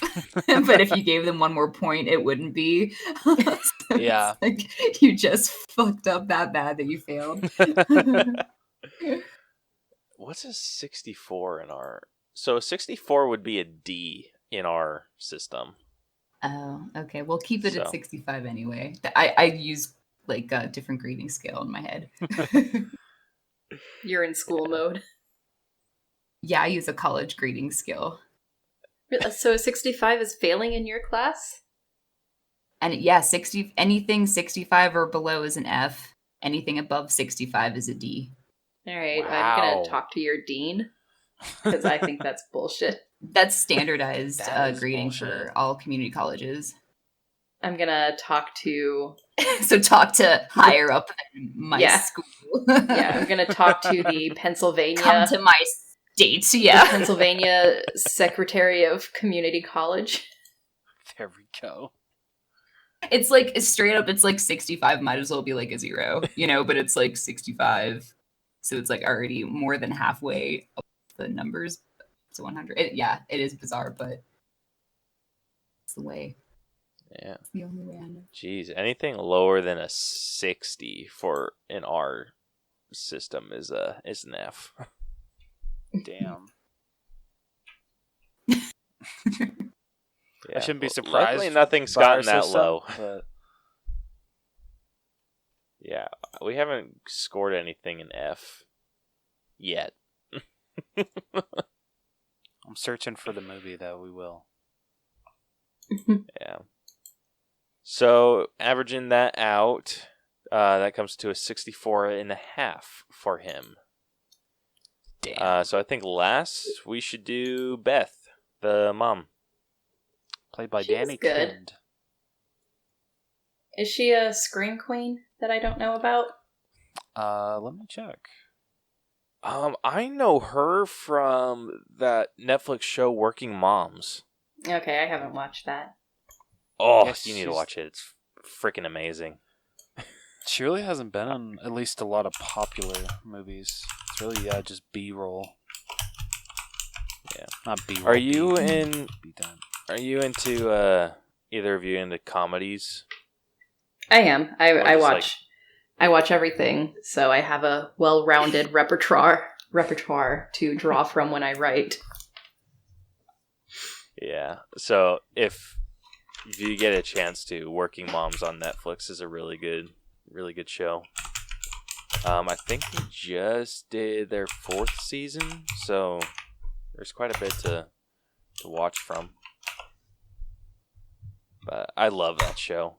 Me and my wife watch it, or were watching it when it was on, but we're all caught up now. So Beth, what are you guys thinking? 82. That's a pretty solid. I mean, woman in horror. I think that's solid. Oh yeah. That's Yeah, her fair. and I have the same sweater, but mine's green and hers is beige, so I 95. feel a connection. You're giving her a 95. Easy. We are the same person because we have the same sweater. Oh, and you're both redheads. Yeah, but you can tell hers is like not real. But yeah, both redheads, like short hair, sweater. I mean, come on. Yeah, I liked her a lot, but she was like actually somehow really oblivious to her dude's like obvious cheating. Mm-hmm. So I would say 95 is a bit too high, so I'm going to bring it down and match Sam's 82. Nice. All right, Rose. I'll definitely agree she was oblivious. But overall, I thought she was pretty good. She kicked ass at the end. That was awesome. Yeah. Solid 80. Yeah, that's not bad. I actually may agree with you, Rose, on the 80. She... I don't know. She did good. It's just... her one-liners were a bit much for me. Like, there was a lot of cheesiness with her, and I didn't really care for that. That's fair. Yeah, but I think that was also kind of a writing issue, but I'll give her the benefit of the doubt. So that averages us out to an 81 for Beth, which for our acting score averages us out to a 76.58. Not bad. Yeah, not bad at all. Yeah, kind of on the lower side, but kind of earned it. All right, moving on to logic. So this is just the logic that they set in place and how well they followed that. So, Rose, what are you thinking? And I feel overall the logic did make sense. The only thing that I had a hard time believing, and kind of like what I brought up, is that some of their movements did not seem like they could be robotic, or at least they looked a little too human in a way. So maybe that's really all that.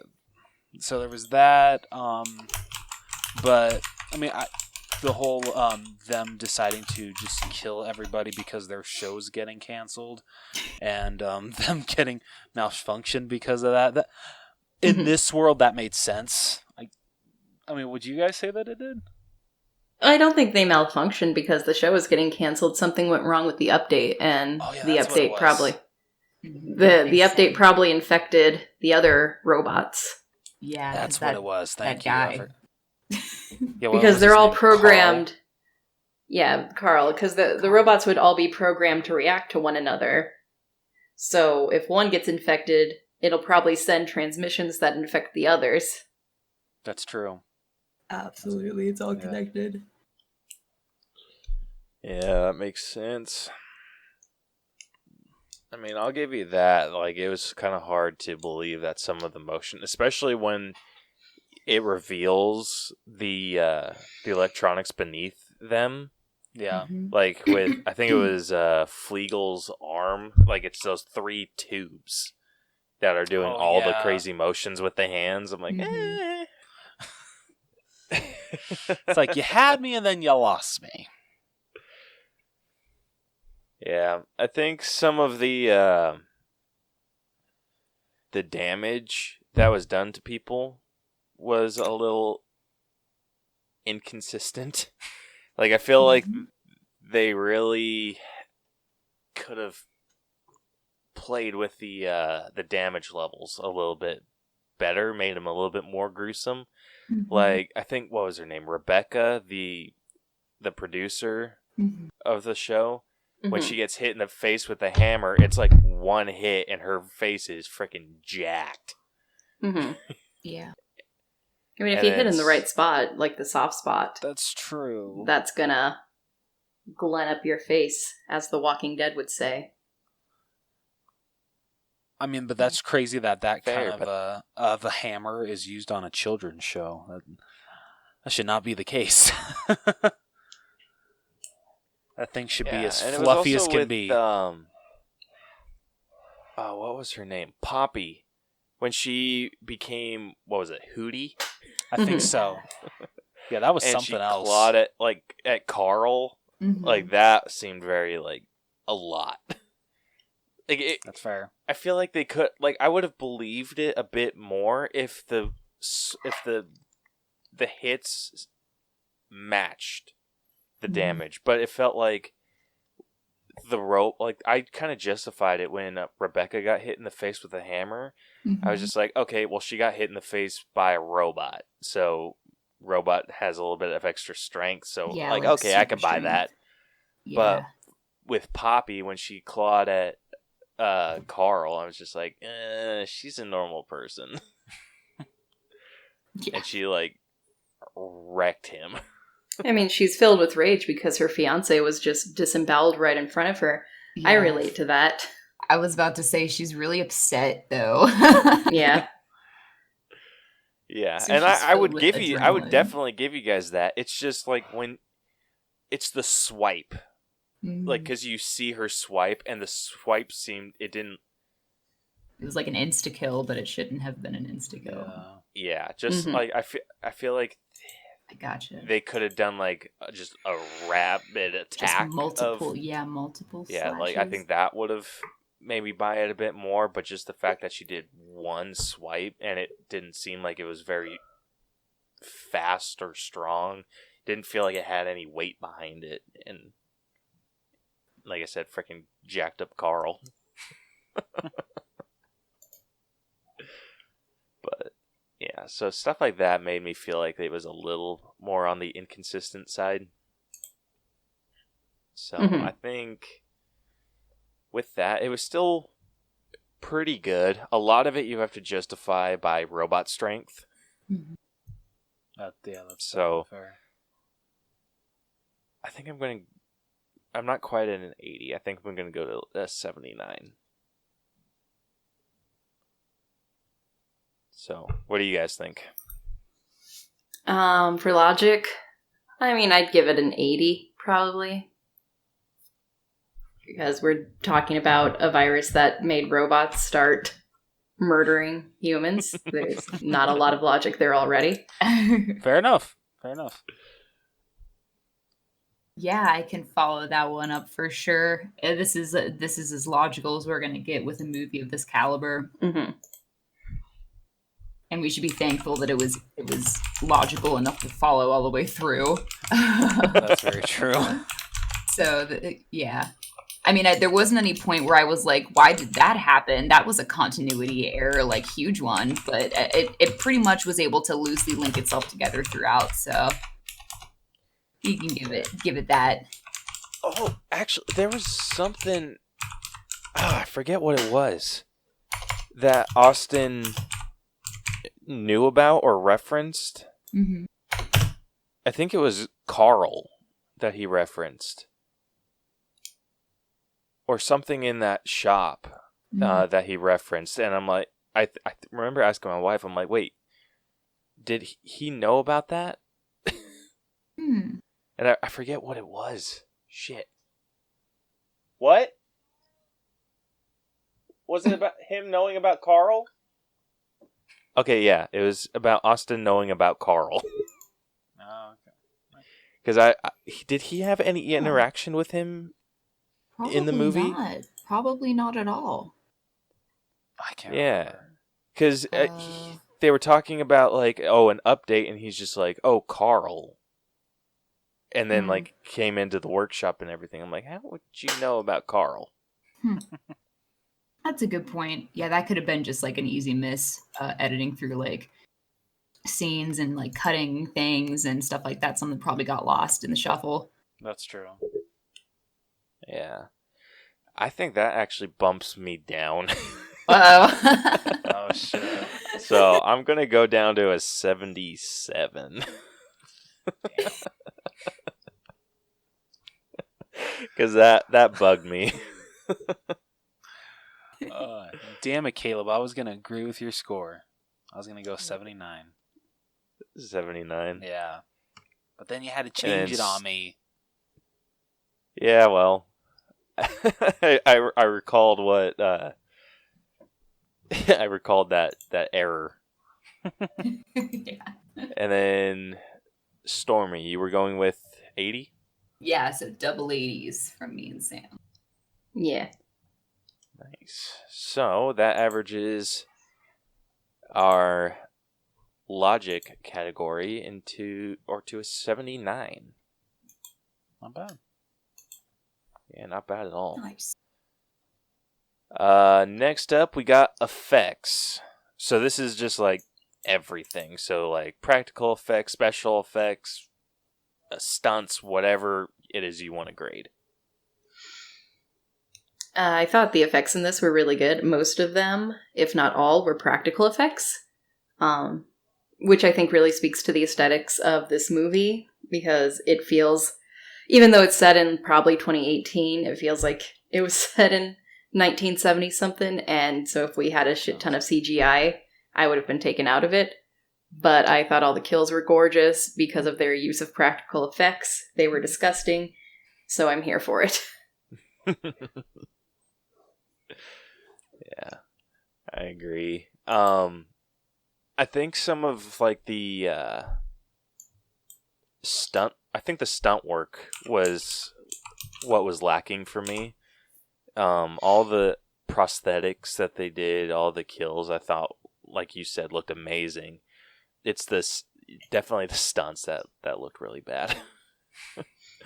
like I said, like brought up with Poppy doing the swipe, the swipe looked very. It didn't look like it had any weight to it. And one thing that I laughed my ass off was when Carl got attacked by the kids. They touched something hot to his head and he's like, oh, and then they just kind of like walked him into the gated area. Right. It wasn't like they pushed him, it was just they escorted him. And yeah, I was just like, what? Like, Carl, you suck. Straight up suck. There's a lot of other stuff like that. Like, let's see. Beth fighting, I think it was Bingo. Was Bingo the monkey? Or was that... I think Bingo was the monkey. Yeah, so Beth fighting Bingo was a bit eh. Mm-hmm. So, I mean,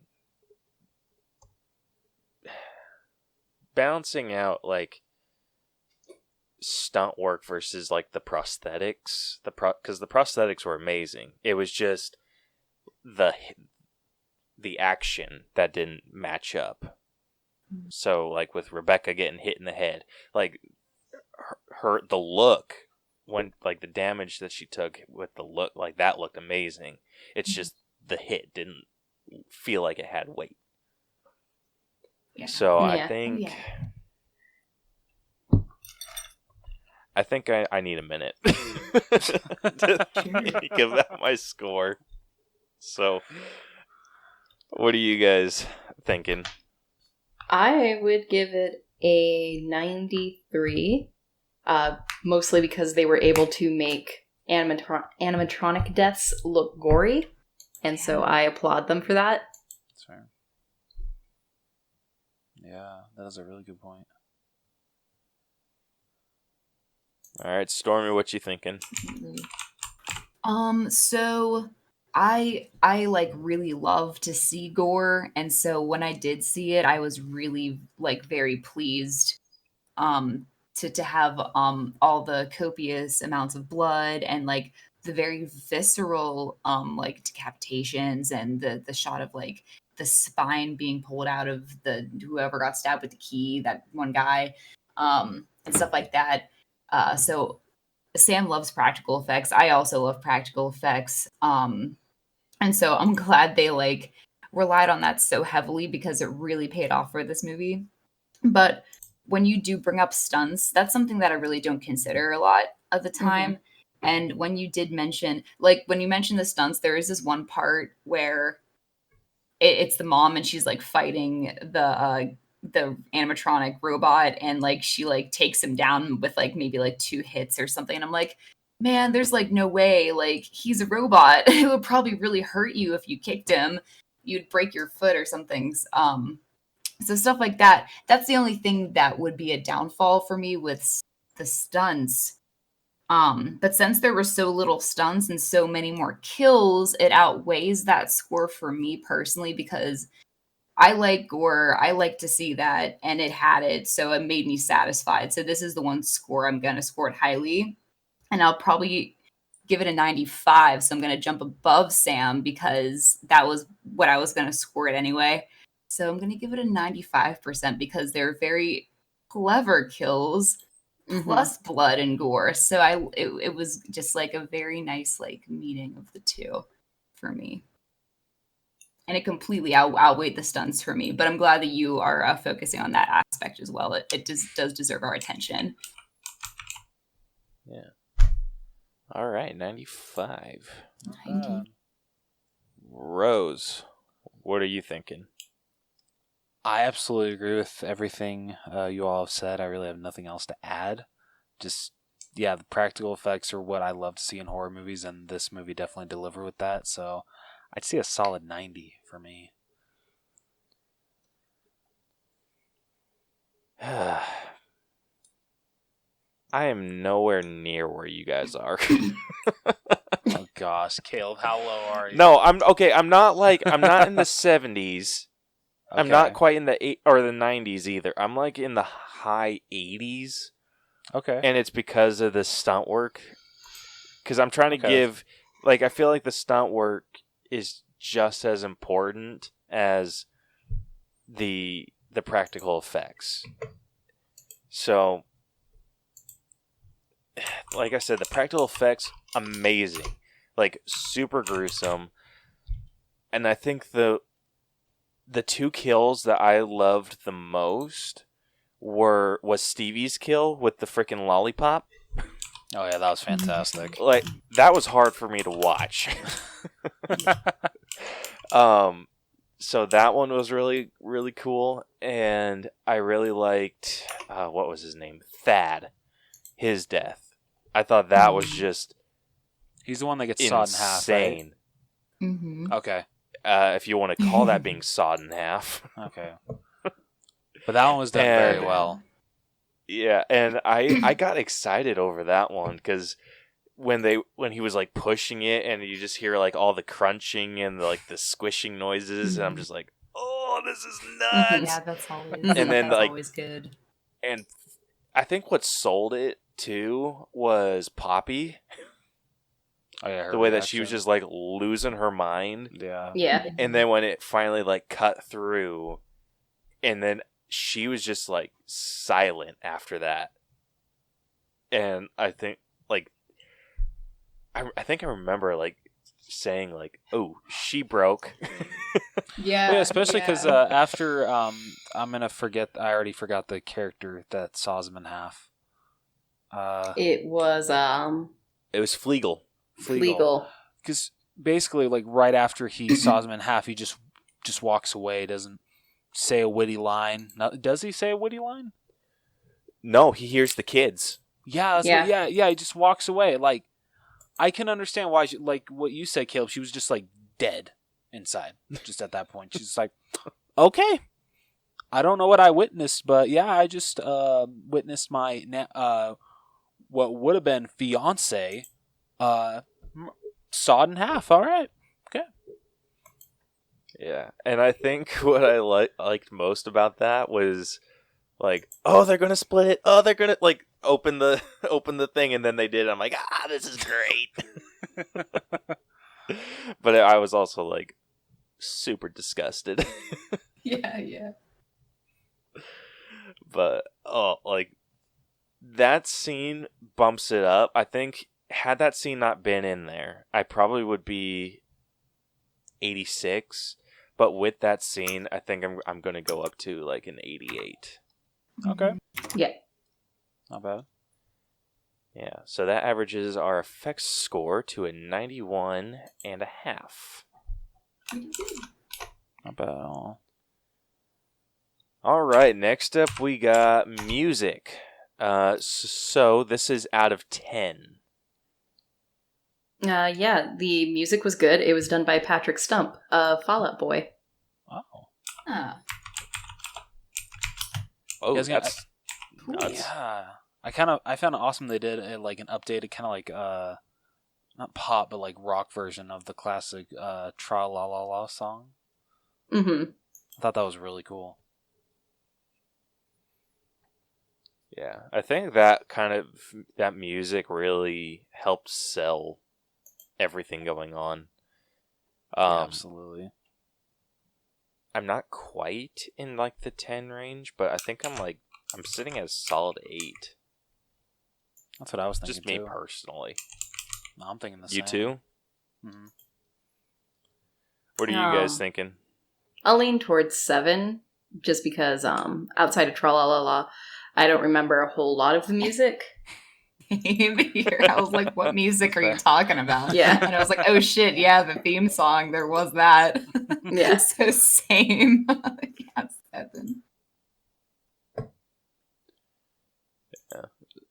So you're thinking 7 too, Stormy? Yeah. Sorry. No, you're good. All right. All right. Well, that's averages to a 7.5.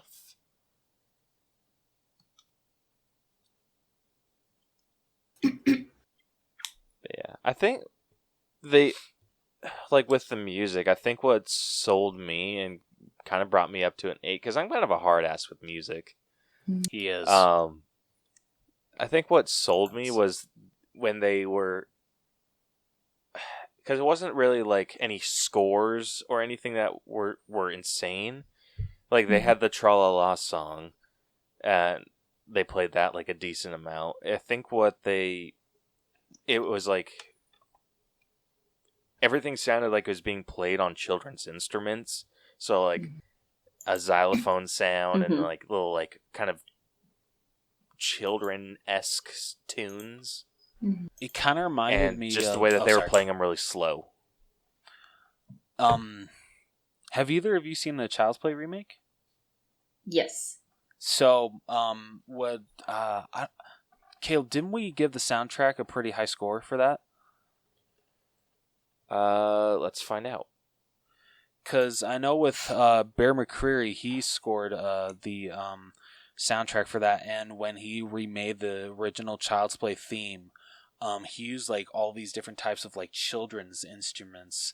So like I forget the one where you have like the stick and like it's like different colored things, and you just tap it, and it kind of makes like a musical note. Oh, that's like a xylophone. Xylophone, thank you. Yeah. So he was like using all these like children's instruments that kids get as like kids to like make that version of it, and it's incredible. And that's honestly for some reason the way that they did the new updated version of Tra La La. I got like the remake, the Child's Play remake theme vibes. So. Yeah, I so we loved gave that. the Child's Play music a 9. Okay, that's fair. Yeah, I mean, I would definitely agree with like the 8 that Caleb and I gave it, and I would definitely agree with your guys' 7. That's a really good score. The Child's Play is definitely a little better, but I just got Child's Play vibes from this. Yeah. All right, next up we got costumes. They're pretty Do high you for guys me. want to start? Yeah. I can start. The costumes were nice. Like I said, it had a very 70s vibe to it, despite being set in 2018. So I really like mustards and neutrals, and so the costumes were full of those colors. I know Stormy has the sweater that Beth wears, so obviously... Got the sweater, it's from H&M. Yeah. So clearly the costume designer had good taste. Is this out of 10 or 100? This is out of 10. 10? I'd give it an 8 because it felt organic to the aesthetic and environment they were trying to build. Alrighty, 8. Stormy? I would I like their costumes. I love the little costumes of the the banana splits, but also all the characters. They had their costumes like kind of matched their personalities in a way. And so I like that you can like really have the striking difference between the things that people wear. For instance, the little girl, was her name Zoe?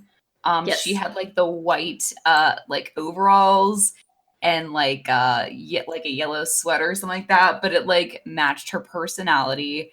And like, the teenage son was like the stoner kid, so obviously he had like a beanie on the whole time, but it worked with how they were being portrayed. Yeah. So I like that. I don't like it when it's like the costumes are like super vague, if that makes sense. These were actually like I could remember what they're wearing. Yeah.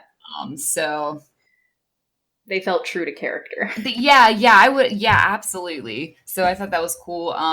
But I didn't feel anything other than that, like not very strong. So yeah, I'm gonna go, like, I'm not copying Sam, but I'm just gonna go with an 8 too. Because yeah, just copy my homework, just make it look a little different. I did a little different things, only twice from you. Yeah. 2 scores a little different. That's what I did to Caleb in junior high. Just kidding. All right, Rose, what you thinking? So I'm actually a point higher than you guys. I'm actually going to give it a 9, just because I thought the costumes for the Banana Splits characters were amazing. I think they did a great job recreating the actual costumes from the show. So that alone, I feel, deserves a 9. So, but Nate's a really good score as well. Well, thanks. Yeah, I think I'm going with an 8 as well. The Banana Splits, they looked absolutely incredible.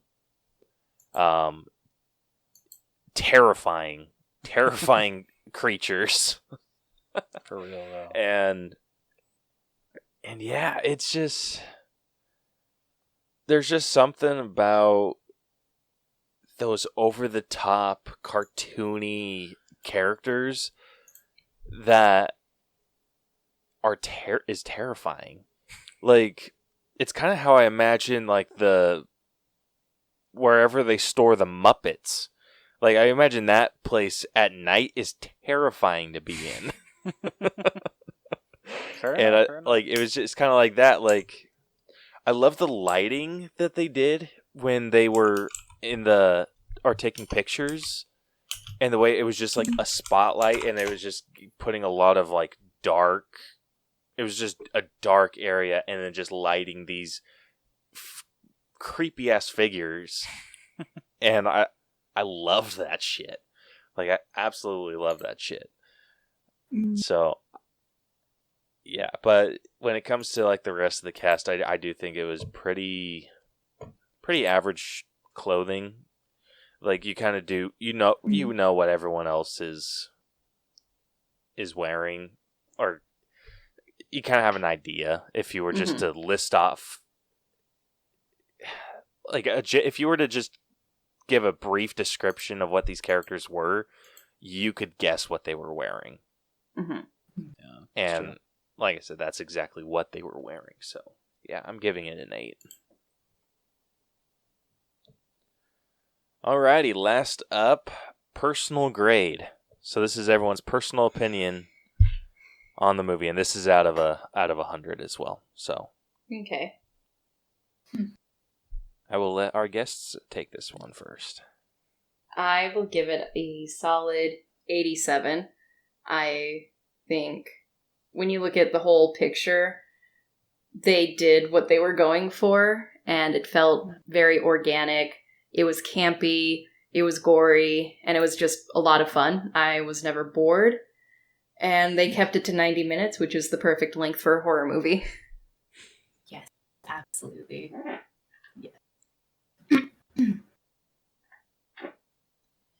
Sam, would you say, oh yeah, this fucked you up, or meh? I would say, yeah, it fucked me up. That key going into the guy's spine and being ripped out, Yeah. that just hurt to watch. It was the lollipop down the throat. Oh, yeah. Gallons of blood. I was like, whoa. Yeah. Very creative. That fucked me up. So that's our scoring system. And oh yeah, that fucked me up is like a pretty high score. So if that were translated into a percentage point, then yeah, 87. Yeah, I really liked it a lot too. Did I like it as much as you, Sam? I guess. I don't want to do the same. I'm going to do 88. Okay. So you liked it a little more. I liked it just a little bit more, maybe.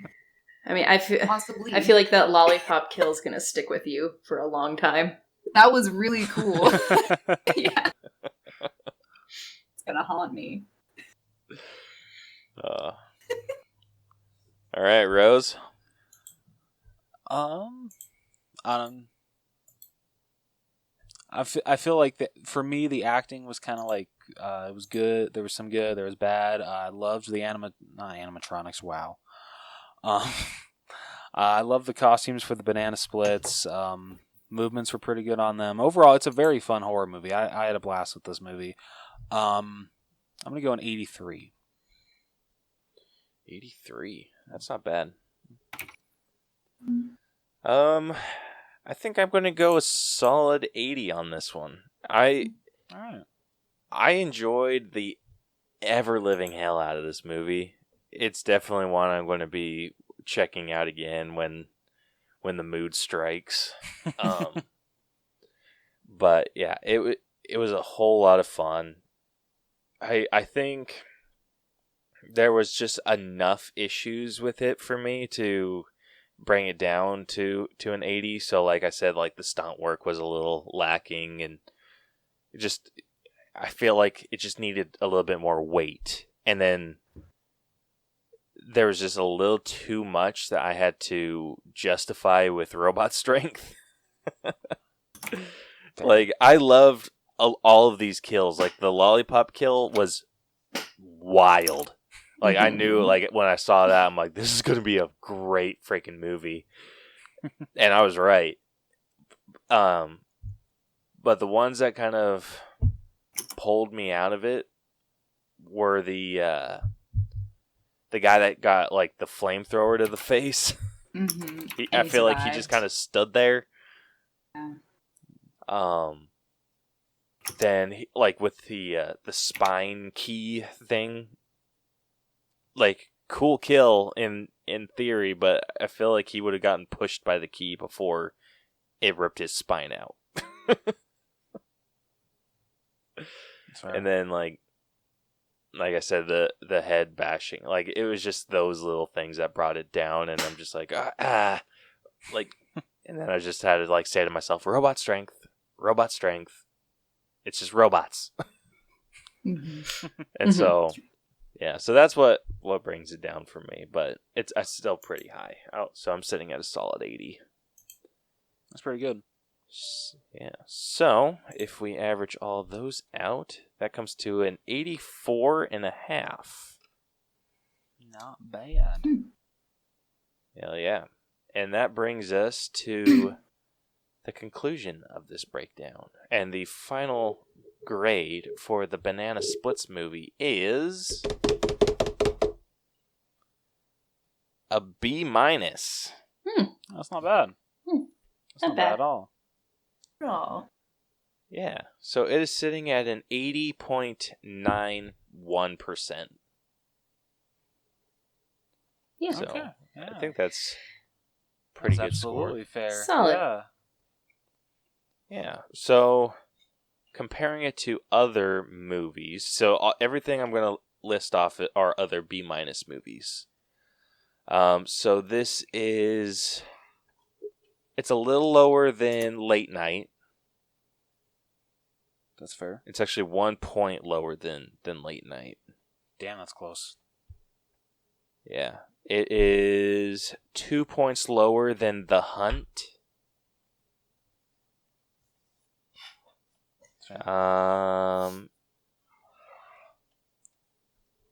It is like barely. It's seriously 0.1%.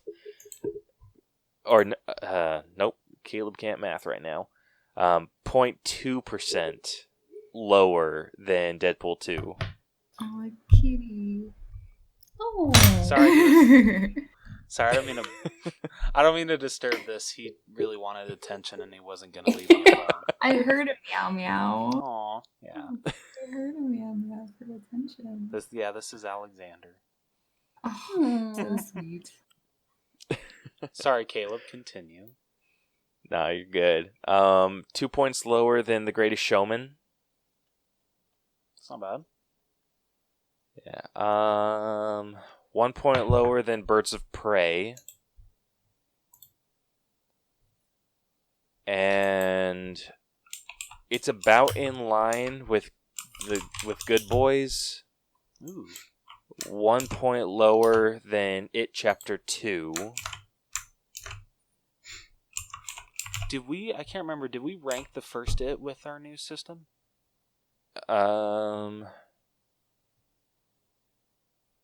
No. Okay. Should probably do that sometime soon. Yeah, we should. But that would require me to watch it again, and I don't know if I could handle that. Wuss. Whatever, forget you. Anyway, so that's about what it's sitting at. So, like I said, sitting at a very firm B-. So, Not bad at all. yeah. So anyway, that concludes this week's breakdown. So would you guys like to tell us where we can find all of your stuff and promote Yeah, yourself? Stormy. You should have this shit memorized by now. So you can follow us on Twitter at Horror Show Pod, _. We also have a Facebook page where you can find us if you simply search for the Real Horror Show Podcast. We also have a website where all of our podcast episodes, written movie reviews, essays can be found, which is realhorrorshow.com. We also have an Instagram you can follow. Real Horror Show Real- Podcast. Is it Real Horror Show Podcast? Yeah. Okay. I'm never on the Instagram that much. Real Horror Show Podcast. But if you simply search for Real Horror Show Podcast on any of these social media sites, you will find us. Just look for the beating heart. Okay. I don't think you can find us anywhere else than those. We're pretty much everywhere except Yeah. Snapchat. Yeah. It's basically us. Yeah. Well, awesome. Definitely go check out all of their stuff. Yeah. So we're gonna have to do another episode where Rose and Sam have a Halloween trivia showdown. Sure. Yeah, go. and Caleb and I could be moderators Yeah. and possibly come up with some questions. Yeah. Yeah, that'd be awesome. That would be. That would be a good Christmas special. Ooh. Shit, I planted the That is. seed. Nothing screams Christmas like Michael Myers stabbing you to death. Like, come on. I mean, So it's on brand for Real Horror Show, so absolutely. Yeah. Maybe we should have them as our guests. oh yeah, that could work. Mhm. But yeah, we're always open to guests as well, of course, for the podcast. So if you ever want to drop in, absolutely let us know. Awesome. Hell yeah. All right. Well, if you like this episode, want to check out more of our stuff, be sure to follow and subscribe to us everywhere you listen to podcasts. There's probably more places we are than aren't at this point. So if you can't find us, go check somewhere else. So blunt. You can also go catch all of our episodes on YouTube. You can follow us on social media, facebook.com/theallbros, Twitter and Instagram @theallbros. You can also email us at theallbroschannel@gmail.com if you want to hit us up with some episode ideas, want to answer our question of the week, or if you want to join us. We'd love to have anyone on. You can also go on our website, tinyurl.com/theallbros, and go where I'll have links to everything that we do, and links to our merch store, TeePublic. I just spent yesterday uploading all of our new episode arts. Oh, so, hell yeah. Freaking took a day and a half, but made it happen. So, This is too bad. This is too bad you were followed with Disney flagging us for that Toy Story design. Dude, I was so freaking livid, dude. Dude, and quick side note. What pisses me off about that? I didn't even use a Disney font or anything. I just used the fonts that were on my computer and just stylized it to look like freaking Toy Story. Well, apparently, I guess everything else was. Dude, yeah, I freaking messaged them back. I'm like, that's bullshit.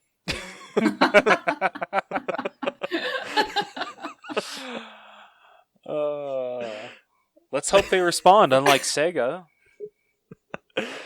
Or Paramount. Yeah, whatever. I hope they do. They have to freaking explain themselves. What the hell did I make that was freaking trademarked? And I wanted to get a hoodie with that one too. Damn it. I know, me too. Eventually. Yeah. But can't now. Oh, freaking pissed. Anyway, before I go off on more sorry, of a tangent. Sorry, tangent. Sorry, guys. Yeah. Yeah, next week, we will be just double checking. We will be breaking down Christmas in Handcuffs, making our way into December. So, you guys can look forward to that next week. Until then, this has been the All Bros Podcast featuring the Real Horror Show Podcast. I'm Caleb. And I'm Jonathan. And then our guests. I'm Samantha. And I'm Stormy. I know, I didn't really set that up properly. My bad. No, you did not. But it's okay, Caleb. We forgive you. It's cool. Mm-hmm. Anyway, we'll catch you guys next week. Deuces. So long. Bye. Bye. Bye-bye.